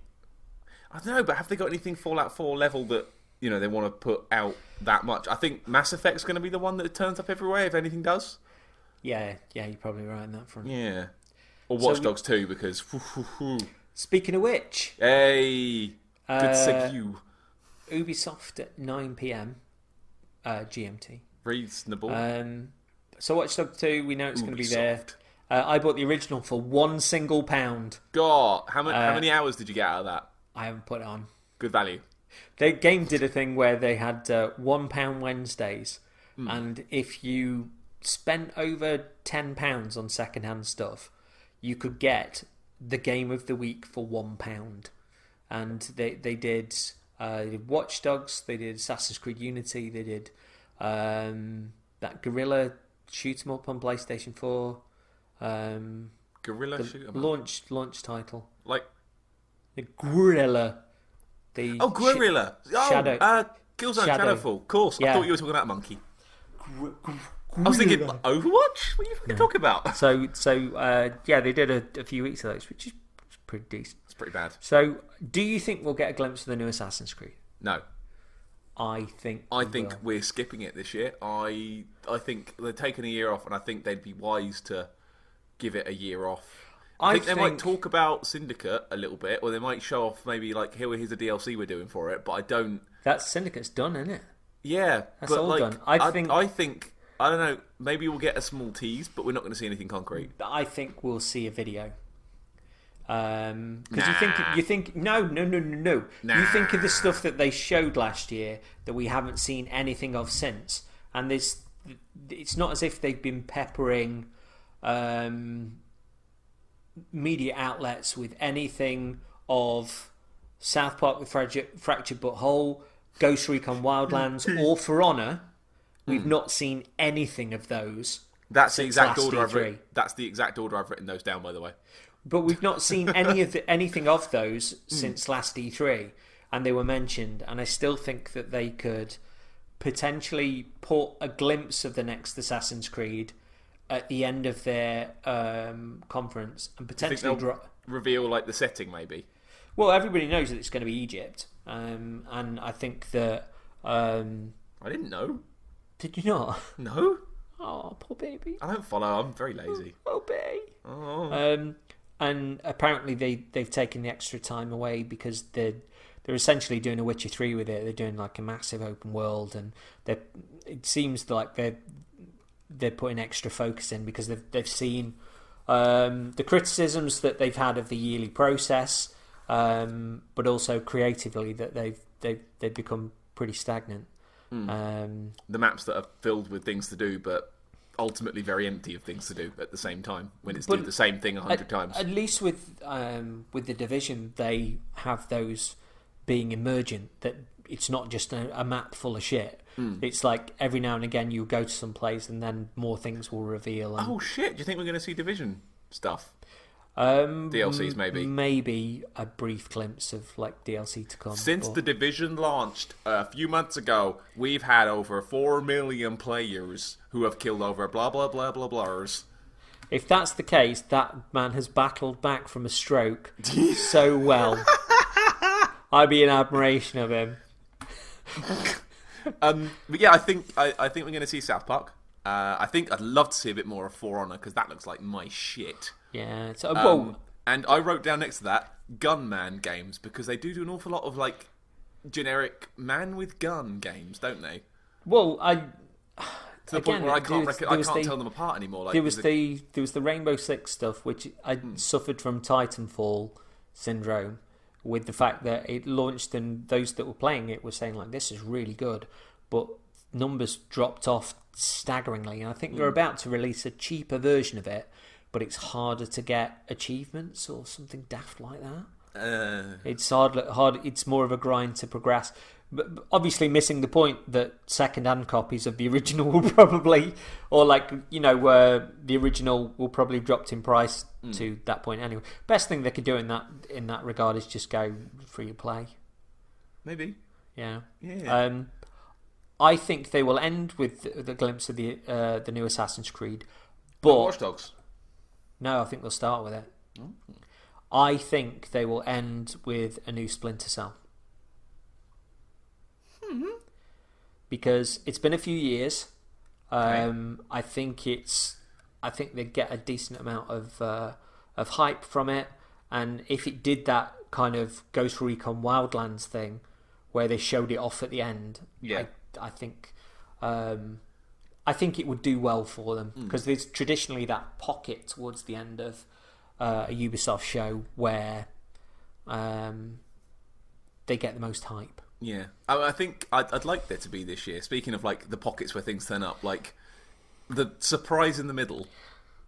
It's kind of like cool. I think we might see a new Prince of Persia. Well, there was rumours a while back I'd be that interested, they like, got a Prince of Persia running in the same engine that what was it? Child of Light and stuff was in. Oh, so that's been mooted for a long time, really. But I really like Prince of Persia. I'd love a new one of those. Even the shit ones I enjoyed. Like, I love that. I mean, Sands of Time is in my top 10 of ever because it's. You could see that sitting in the, as you were saying, in the middle of a conference in the same way as like Child of Light's done before. And what was the other one they did? The one set in, was it World War One? Valiant Hearts. That was great. Yeah. Oh, do you think the cool guy with the cane and the beard is going to show up about For Honor again? Absolutely, yeah. Yeah, I want to see him again. Well, the thing that I heard the other day about For Honor was that they did that presentation and then you went onto the floor and basically the game was completely and utterly playable. Like 100% playable. So, it'll be interesting on that one because I heard that the PS4 version was playing at 60 frames, but the Xbox One was playing at 30. Ooh. Which was a little bit... Digital Foundry getting pissed off in the background. Can you hear them? Yeah, I know. Turn on the joy hammer. FPSs. So yeah, Ubi. Yeah. Ubi. That's all the notes I have. Tuesday, June the 14th, which will be... I've got to say as well, looking back on Monday, I am really looking forward to seeing Jeff Keighley do that 12-hour show that he does because he's fucking brilliant at it. Keighley is incredible. Like that's Keighley's that's the tradition. post show. Are we watching? But I genuinely love that. I wouldn't go anywhere else. Keeley is a master at that, and I watched all of it on YouTube last year. Stayed up. When you see Jeff talk to us, and he seems really excited, and then he gets people on like Jack Tratton will turn on, and I don't know. It's Aren't Rooster Teeth doing the YouTube show this year? No, I know. Keeley is doing his. Yeah. So he's not. I mean, the way work goes, I believe I'm working like one of the 2 days, so I'm going to be catching up slow. So I'm probably going to miss a lot of the middle stuff. But then again, the middle stuff is where we got the Metal Gear Phantom Pain trailer last year, wasn't it? Yeah. Well, and I'd have been pissed if I'd missed that. They normally appeal on like Keeley stuff, so yeah, I'm looking forward to that. Well, speaking of, let's move on then. Sony. Tuesday. Wait, we've forgotten. There's going to be a PC gaming show. I'm going to watch it. I'm going to be bored, but I'm going to try. You're going to watch it? I want to know about the graphics cards and the free-to-play early access Steam games. They just need to make it more interesting. Just direct all of your tweets to @PaddyStardust. Tell me that PCs are the best, and I won't listen. You don't understand. I tried last year. We recorded, so you might not know this. We recorded like half an hour of me trying to get enthusiastic about the PC gaming show with you and James Carter, and it didn't work. No. It was depressing. I tried so hard, but I'm going to try again this year. You get like a comment and be like, let me tell you, you're completely wrong about the PCs. My rig is a overclocked to 5.3 gigadolphins with a solid state drive running. I don't know. 117 tera flip flops. Yeah, Tugelborgs. Which I imported from the Ukraine. Goldfish in the liquid cooling. Yeah, that would be kind of cool. Actually. I'd be up for that, actually. Yeah. As long as there's neon lights. Sony's show. Sony's show. Well, interesting leading on from Metal Gear. Do you think Koji Pro is going to turn up? Yes. Do you think we're going to see... Okay, here's what I think is going to happen if Koji Pro turn up. I don't think we're going to see any form of game. I think we're going to see a video with that Homo Ludens man. And maybe he's going to take his mask off. Because he seems to be revealing it bit by bit. That's all we're going to get. I don't think we're going to get a game. I think if anything like that happens... I think if Kojima does turn up, I think he will turn up. I think he'll be talking to Jeff Keighley. Yeah, I think you're pretty right. He'll turn up there. I don't really think they've got anything to show this year. But I think they're going to be mentioned. Yeah, maybe like they do one of those videos at the start where they'll talk to all the devs about how PS4's great and you can do this and that and the other, and Kojima's like, oh, I can't wait to start work. Yeah, woo. Yeah, we'll see. That's my hedged bet. Koji Pro. So last year we had Last Guardian, Final Fantasy Remake, Shenmue, Horizon Zero Dawn, No Man's Sky, Disney Infinity, as we mentioned. It's a fucking brilliant show last year, wasn't it? Battlefront. It was a seriously great show. Show of dreams. Because I was watching, and the reruns, I was watching the game trailers reaction stuff. I genuinely love Michael Huber to bits, and seeing his reaction, like, he actually cried when Shenmue was announced. He exploded, didn't he? Yeah, he was so wonderful to see. And Final Fantasy Remake when it was like, they're doing it, they're actually doing. Oh my god! And it's just in a time where I'm seeing so many journos go off to E3 and just begrudging it. And I know it's going to be hard work, but you're in the fucking games industry. That's your job. Stop being a wank. Yeah, and please be excited. We're excited, and to see people who are genuinely enthusiastic about this fills me with joy, and to see that kind of reaction, fills me with joy because that's how I feel about games. Yeah, I had that a couple of years ago actually when I was watching the when the PS4 was being announced, because they did like separate events for them, didn't they? Yeah.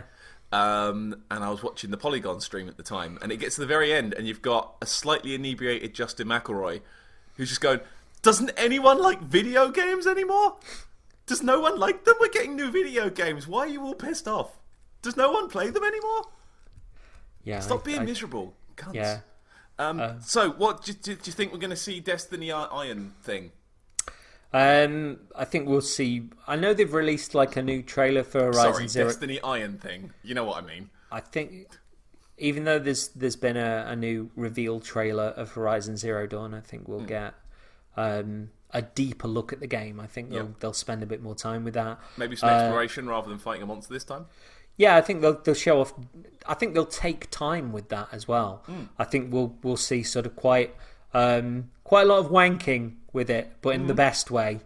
Maybe like 3 or 4 minutes of wank though. I think they'll give this a good going into, because I think there's a lot that's there. I'll give it a good tug. I think there's a lot there to go into, and don't forget that if you've got mechanics and they're entertaining enough, and you're showing people how you play it, and the best case in point in this is, well, on the one hand you've got they took time out The Last Guardian at the start of. That wasn't a quick reveal at the start of the last show, so people were fine with that. The game, yo. But case in point, when a few years ago when Nintendo showed Splatoon for the first time, they got the developers sitting there going like, "This is the game.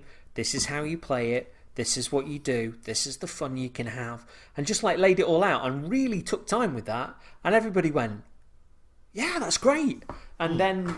Because it was playable, they had a playable version on the show floor. People could then go, "Oh yeah," and we did that. They knew how to play it when they were getting to it, but then could relate how the things that they've been told, how they actually felt in themselves. And I think that if they can do that with Horizon Zero Dawn and have it on the show floor for people to play a build of, I think that will fold in sort of quite nicely.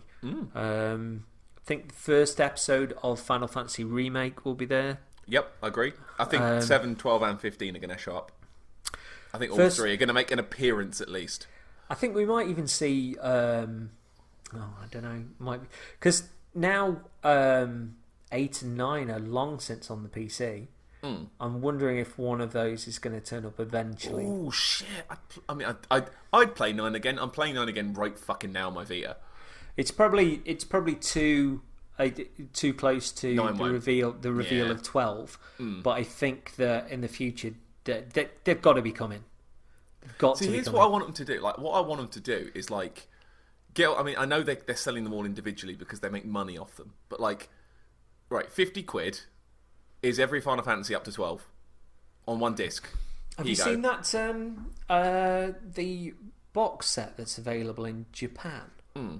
There was a thing from Liam, who does Final Games, and they've got a box set of every Final Fantasy, and it basically inside this box is PSP, like PS1, PS2, like it just they're all the proper discs inside there. It's an actual physical box of all the Final Fantasies. That's cool. Please just release that. That would be great. It doesn't really matter about like PSPs not really being massively available anymore. Just release that. Give us that. Put it on the Square Enix site and make them to order. Just because you sell them. It's not rocket science, is it, mate? Not hard, is it? Last Guardian. Do you think we're going to see a lot? Do you think we're going to see a proper sizzle trailer this time? I think we'll see it being played on the show floor. I think we'll get a release date as well. Yes. I think it'll be Christmas. What about another big one? Christmas. No Man's Sky. For the fifth year in a row. I don't think that'll be shown now because it's too close to release date. Yeah. Unless he's got like a final twist.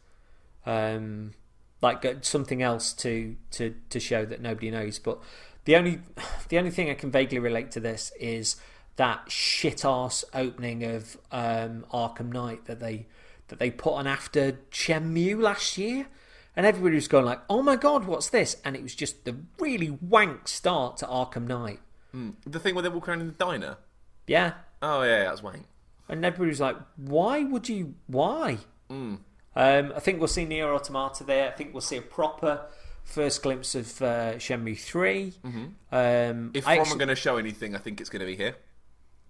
What, aside from Dark Souls DLC? Apart from, I think Dark Souls 3 DLC will be Microsoft, but if they're showing anything different, like if there's a Bloodborne 2, to be announced, or if there's a new IP they've been working on.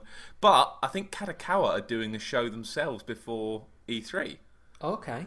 I saw this listed up somewhere that are doing a show even before like EA's show. Like Kadokawa are doing a show, which is odd. Yeah. Or maybe they're just making their new big space robot Armored Core game again. I mean, I think it's too early for Bloodborne 2, especially given how we knew about that so close to release last time. Even though it's been denied by From, I still think that Demon's Souls HD has to. And for those counting at home, this is the 4th time this has come up. Yeah. I don't know. I haven't counted. It comes up every time. It's a given.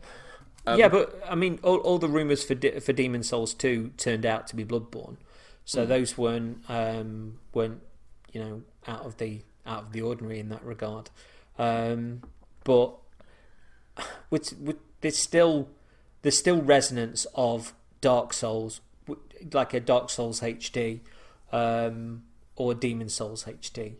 And if both of those are on the cards, I'd say Dark Souls will be at Microsoft's, and they'll show that along with the DLC, and Demon's Souls will be at Sony. Yeah, I can see that.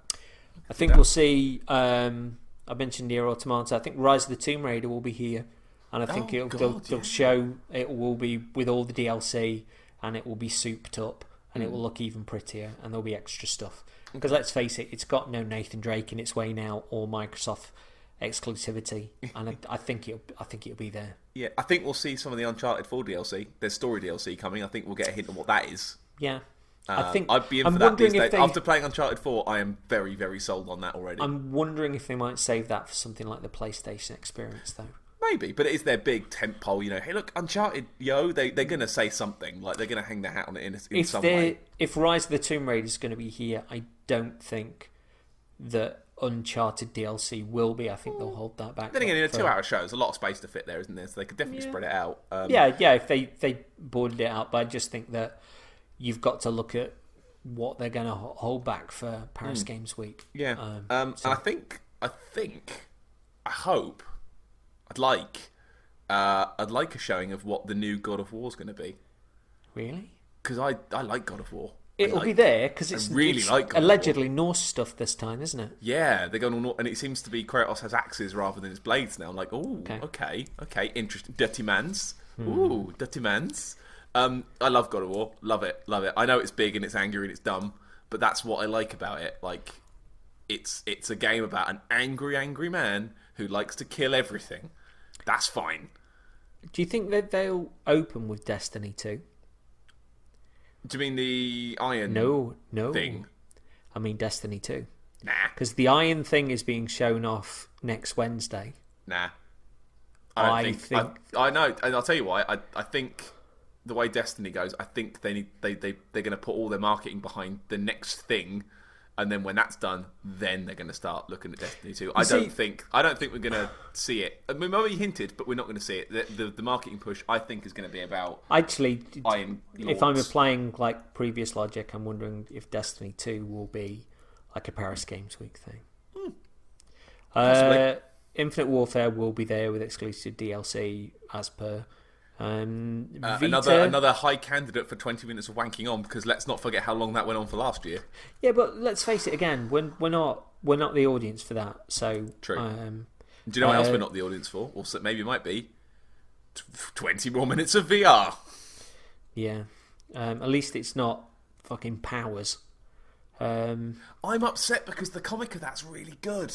And we were promised on PlayStation Plus that we would get Powers, and if you lived in America, that happened. If you live here, you can find it on fucking Amazon Video or something a year later. I think you can buy it, can't you, on the PlayStation Store? Yeah, you can buy it. It's like, no, we were told we were getting it free. We were told everyone was getting it free. You spent 10 fucking minutes with Bendis coming out, wanking on about it, and then we never even got it. And we wanted to watch it. There is an E3 history of lies, though, from all companies on this regard. Jesus. Like, Drive Club. Yeah. Plus. Powers galls me. Powers is the one that galls me personally, because I thought the comic was great. I love the comic, and I'm just like, why didn't you give it to me as well? I paid my plus. Why don't I get mine? I think we'll see a look at indies which will be mixed in with Vita stuff. 100%. Yeah. Do you think they're going to mention the Vita? Probably tie it into this more than anything. I think they'll joke about it. I think what's his name? Blonde Beardy guy. Man. Oh, okay. Adam Boyce. Adam Boyce, that's him. I think he will jokingly mention the Vita. One thing that will be at the Microsoft conference that I hadn't really thought about, well, it was shown there, and it's a Microsoft exclusive. Hold on, I dropped my pen. Is Tacoma, the new one from Fulbright? Guys that did Gone Home. Oh shit! Yeah, okay. Bioshocky science fiction thing. I think that will be on the Microsoft stand. Because remember last year when they had like the spotlights on indie creators? Yeah, they did. So yeah, I mean, I think there will be that VR stuff. I will say, tying into PlayStation 4, that one of my most anticipated games is coming out on PlayStation 4 that week, which is Kickoff Revival. So I get to play the game that I played to pieces on the Amiga when I was a kid on PlayStation 4. That will come in the middle of a promo video where it'll have about like 8, 9 or 10 of these games. I don't. Music behind that it. That will probably come within, if it's there, which I don't think it is. It will probably come in because it's coming out on the Vita as well. It will probably go in the indie bit, in the indie chunk with some joyful music. What about Knack 2? No joke. I am legitimately the audience for Knack 2. Okay. I kind of play. I bought Knack. I got it with the PS4. It came with it. I was like, all right then. And like, I remember I didn't really like it, but I did finish it, and I'd kind of want to play it again. But I'd sent it to Gav Weir as a joke. But you platinumed Hannah Montana. I did, but that was a piece of piss. It took about 4 hours. Knack was hard. Like Knack was no joke hard. Like it was not easy. I know I'm just coming up with synonyms now. It was difficult. It was no walk in the park. I would play another Knack game with a bit of, if they updated it a bit and they fix a few of the things that are a bit wonk about it. Like I think there's the core of a good game in there. You mean make it less knackered? Oh, it's good. Nintendo then. I think, right? Okay. Prepare yourself. I think they're going to show off the new Zelda. Yes, they will. An entire swarm of crickets.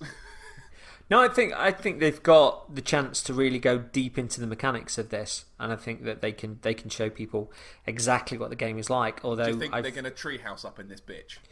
I think that they're going to get a lot of time to really go into the detail of it, and then extend that through to Treehouse. Yeah. Because let's be fair, at the minute, I think Video Gamer said this. All we know at the minute, it's Link on a horse in a nice green field. Yeah, is what we've really seen. With potential players lady, players man. Linkle, which is a stupid name. What? That's my name for you. Oh. When you wear those special swimming trunks. Do you think... obviously their focus is going to be Zelda, we know that. But do you think, like, on the show floor, they're going to be bringing stuff with them? Or we're going to know about things maybe in the Jeff Keighley sections, potentially? Or, like, they're going to have Treehouse stuff? I mean, you've said that they're going to do Treehouse again this year.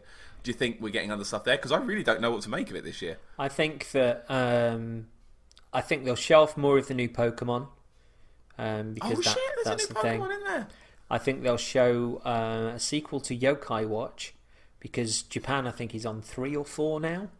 And it's making crazy cash. It's making crazy cash. Plus, I think that they'll drop a few bombs of old favourites hitting the eShop. Because that normally makes a splash for them. And isn't Metroid Prime Trilogy going down to £9 in a week's time?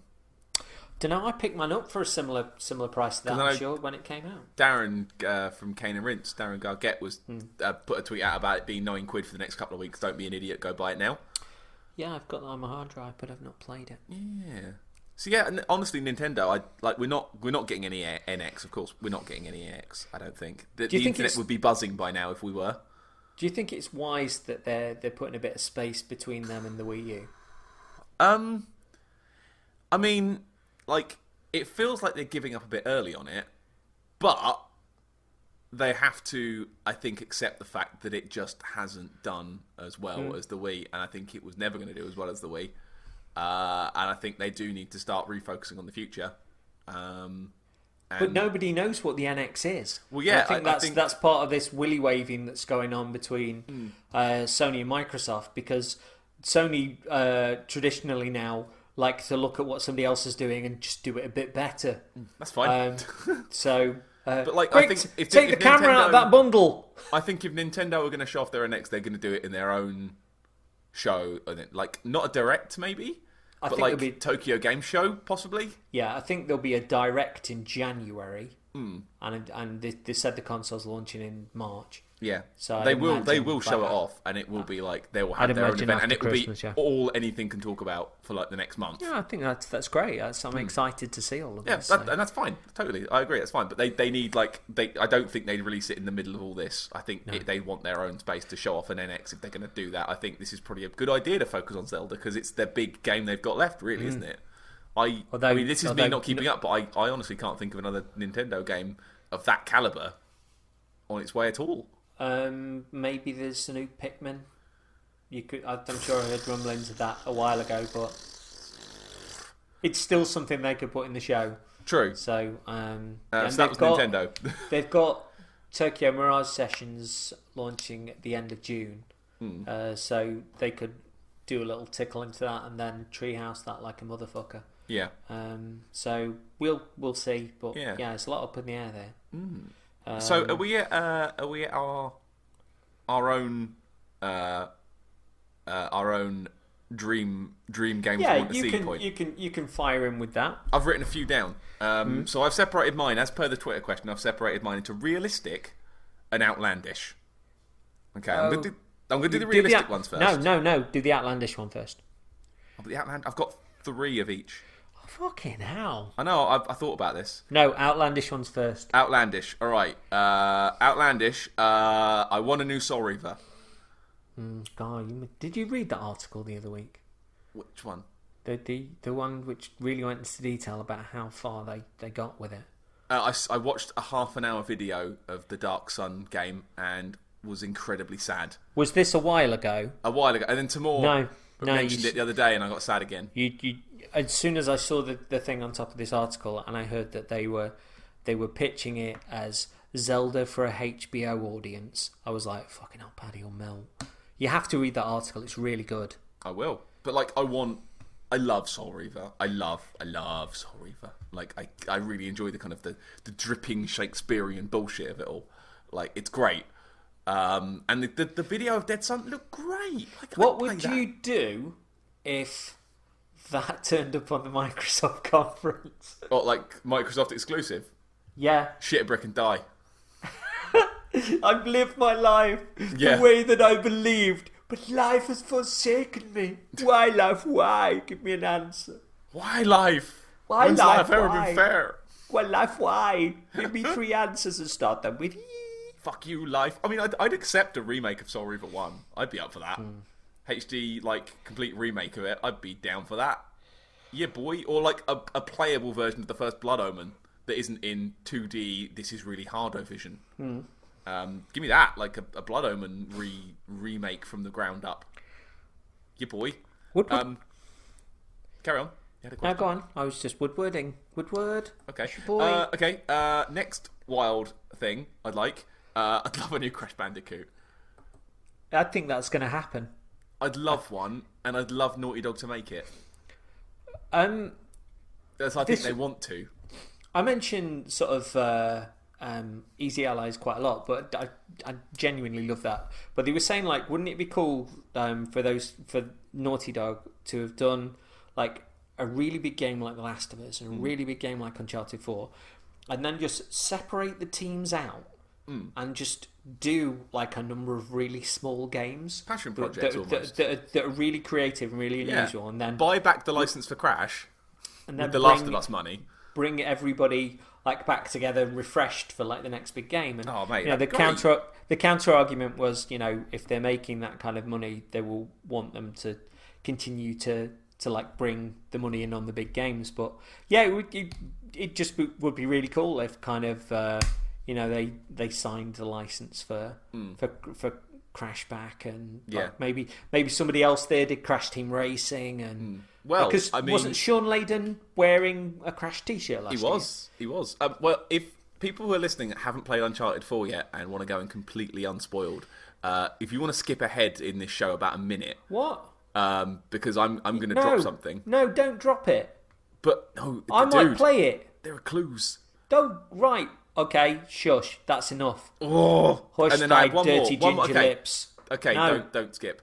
Right, and I had one more outlandish thing I want. Yeah. And I don't care who this comes from, but I think this would be a cool thing to do, right? Okay, so I like board games, right? Yes. I like a board game. Yes. I also I enjoyed playing D&D a while ago. I enjoyed playing it with my friends. It was fun. And I'm kind of missing it, and I want to go back because all my group has left me. They've moved away, which is, it's fine. People need to move.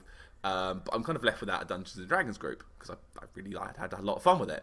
What I would like one of the Goo console people to put together something like Roll20, which is a thing you can plug into Google Hangouts, so you can play D&D online with webcams and dice rolling things with your friends. I would like either Microsoft or Sony or whoever to make like a D&D style thing where you can download like customizable campaigns, and you can have like the GM version and you can have the player version. Like, I want something like that, and I think like the technology is probably at a point where that's possible. Because then I could start playing D&D again, and like I'd kill for that. I think that'd be great. Is it ever going to happen? Very doubtful. Like, this is like dream game territory at the moment. But like, have like a virtual board with like virtual pieces sort of stacked up on it, and you just sort of move them around and discuss with your DM what you're doing, and the DM's got the power to kind of let you do wild suggestions and like just wipe enemies off the board if you killed them in an interesting way. So not being bound to rules of, well, you have to hit it for 9 damage. It says, no, I convinced him to piss off. It's fine, okay, he pisses off, and make him walk away in a fun way. Maybe clicking like the PlayStation Move controllers, maybe, to let you sort of move things around in a kind of fun, jerky, silly way. That's what I want. All of this is the nerdiest thing you've ever said to me. Swear to fuck, man. Swear to fuck, I would be in like Flynn. You would never get me. I would buy a cape, and I would make you play with me. What? The game with me. Moving on. Saved it. This has gone dark. Yeah, I've got 2. Okay, I've got 3 realistic ones. Demon's Souls we've covered. Yep. Red Dead 2 we've covered. I think we're going to see that. I'd like to see Resi 7. Resi 7's going to be there. I think it's time, isn't it? I think it's definitely going to be there. I think Capcom have said as such. Yeah. So that's my realistic things I think we're going to see. What about you? I've not really done it, mate. I think that I think my dream of any of that stuff I mentioned earlier with Lost Odyssey on either backwards compatibility or a remaster would be lovely. I think that BioShock the collection is going to be there, because it's been rumoured forever, and I think that's definitely going to be there. I think Dragon's Dogma on PS4 and Xbox One is going to be there as well. That's possible. Because if you've got it on, if they've got it on PC, essentially, I know there's a lot of farting about and tweaking about and stuff, but just alter the settings. Do you think they're going to pull their finger out the arse and get that online one working? Well, it's out, isn't it, in Japan? It's long since out. But like here, over here, I don't know, because they've essentially got. I refer you back to Monster Hunter Online, where they've got a really good game, and apparently Dragon's Dogma Online is a really good game, but none of them are over here. Dragon's Dogma. They could release Dragon's Dogma, a remaster of Dragon's Dogma, but make it so you and a pal, with each of your pawns, can run around together. That would be perfect. Dragon's Dogma Online, from what I know from 8.4 Play, is kind of I think it's a slightly different world from the original. Yeah. And they have like Destiny like raids, like big raids that you can go on as well, against like massive monsters. But that is, you can go around with sort of 4 of your mates, or build a party of like 2 mates and 2 pawns, or whatever you want to do. That you can do that in Dragon's Dogma Online, which to be honest, the thought of like monkeying about with like you and the rest of the Scorps and twatting stuff like that is kind of heavenly for me. That sounds good. But as to whether they want it to come over here or not, I don't know. We'll buy it. It's a weird one. Listen, Capcom, I know you listen. We'll buy it. So, we had Feedbackula. Ooh. What? Feedbacker. What? Carry on. You see, I was quoting like an old GameSpot thing, and you just made it sound like some sort of Polish pudding. Ooh, I'll go for a pudding. Right. You've lost me. I'm just going to pudding this whole time now. That's taking the pace right out of the show. It's the 2 hour mark. Give me a break. So you asked a question on Twitter. What was the question? Shut up! I'm trying to help you. I'm trying to lead you in. Not. What was Get the question? In the way. Get your bollards out of my way. I'm parking my voice car. The questions, which was stolen from Easy Allies, were: what is your most outlandish E3 dream? What is one that you think could probably happen? I am going to dive into my own Twitter here because we did get a response on there as well. Okay. With regards to that Resident Evil Dino Crisis crossover that I mentioned, Vlar said, would not say no to a new Dino Crisis. Such nostalgia, but I guess it wouldn't be the same nowadays, just like Resident Evil. Ooh. A new Dino Crisis could be a laugh. Like a dedicated one that got back to how it was at the start. I do like the idea of that crossover though. That sounds dirty nice. Do you mean like in a Street Fighter X Tekken way? Maybe like they don't take it quite too seriously. Maybe Resident Evil X Dino Crisis. I don't know. I think that could be a laugh. I think it could be cool though. But Jill and Regina side by side. The original Resident Evil didn't take itself particularly seriously. No, that's as a true. B movie. So there you go. Right, let's say a look at stuff that we have had in reply, and that E. So Alex Fusil. Outlandish Dream Snatcher gets a re-release remake. Okay. Would that be? Oh, Konami own it, don't they? Yeah. I didn't know if that could be something that. Which means Koji Pro. it's fucked because Konami don't do anything except make pachinko machines these days. Fucking. And Silent Hills is resurrected. That's not gonna happen. Wow. Likely after the success of Doom and Wolfenstein reboots, we get a new Quake. I think there's a chance, definitely. Young Hemingway at Adam Holy Moses says Dark Souls Smash Brothers. What? Episodic Advance Wars, Demon Souls karting.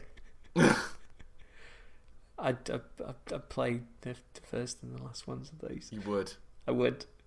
Dark Souls beat 'em up in general. It'd be fucking ace. I picked the Gaping Dragon. Yeah. Oh no! Frame rate is lagging. Oh What? no. Okay. Next response. Mr. Peter Cleaves. Peter Cleaves.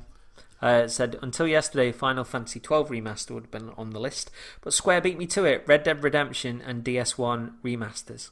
So, yeah. I wonder if it's going to be the case if Red Dead goes on backwards compatible, that all the Sony fans just suddenly attack the fact that it's not on their machine, rather than it being like, oh, that's a real shame, and don't quite like that. Just like, why ain't it on the Xbox One? Well, I'd play it again. Yeah, I'd play it for the first time because I own it. Oh, mate, get on with it. It's brilliant. What? I'm waiting for it to come to BC. So I want to play it on my X1. Oh. I like backwards compatible. Let me see. Josh Crow, Bobby Beard. Said, what I want, Naughty Dog to announce a new Jak and Daxter. Oh, there we go. Or Onimusha in HD, which I've heard rumblings of. What I'll get, Crash of the Titans remaster. I don't know if he means Clash of the Titans. Oh, no. Imagine No. This is Crash of the Titans. This was a game where you played Crash Bandicoot running around, jumping on big monsters' heads, and Crash had these really wank, like, tribal tattoos. And a shit mohawk. Imagine the detail they could put into Crash's shitty, muscle-bound, douchebag tribal tattoos. Oh, wow. It's way too plausible. Failing all of that, I'll settle for Goat Simulator DLC, where you get to tear it up on a skateboard as Baphomet. Yeah. I'll have whatever he's having. I'll have that. Or fuck all that in the bin and just give me Dark Souls with the DLC on PS4, which is probably the most likely to happen. You mean like Dark Souls with all the DLC, which is on the Xbox One already? I've still got a PS3, it's fine. Whatever. WB. If all of that is way too much effort, just some cheese on toast and a cup of tar. From E3?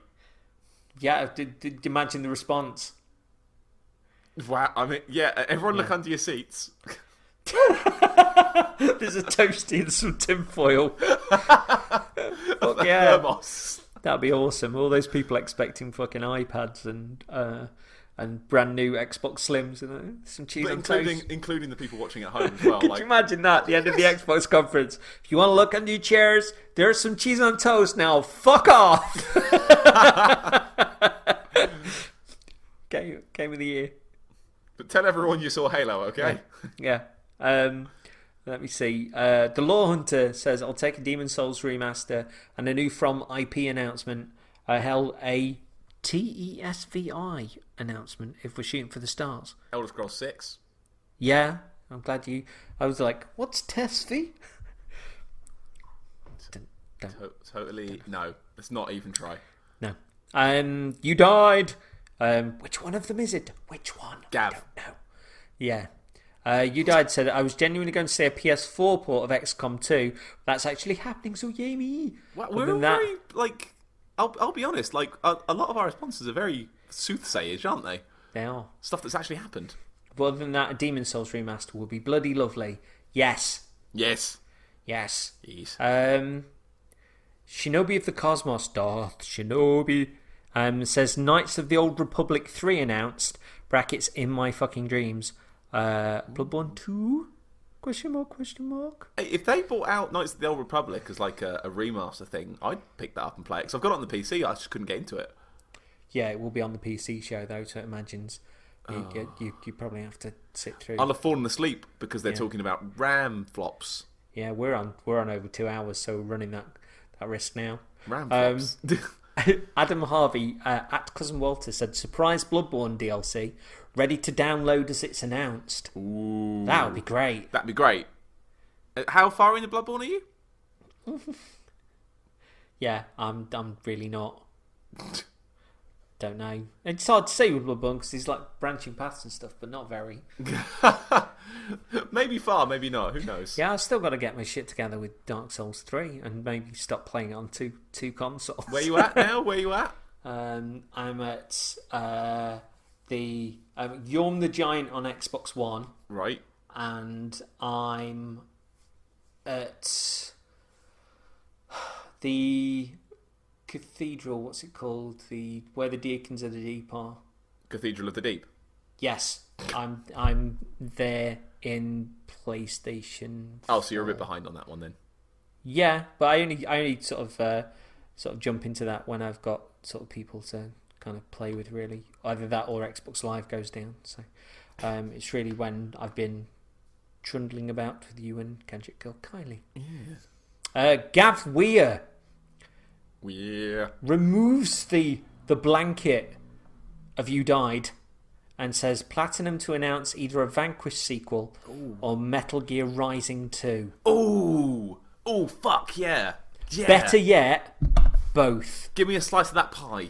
Yeah, Gav Pie. That was that's something I should have written on my thing of a prediction. Platinum show off something mental looking. Yeah, true. Because they're good at that. And let's face it, they must be like a massive team now. Yeah, and they must need the boost after putting out that Turtle game.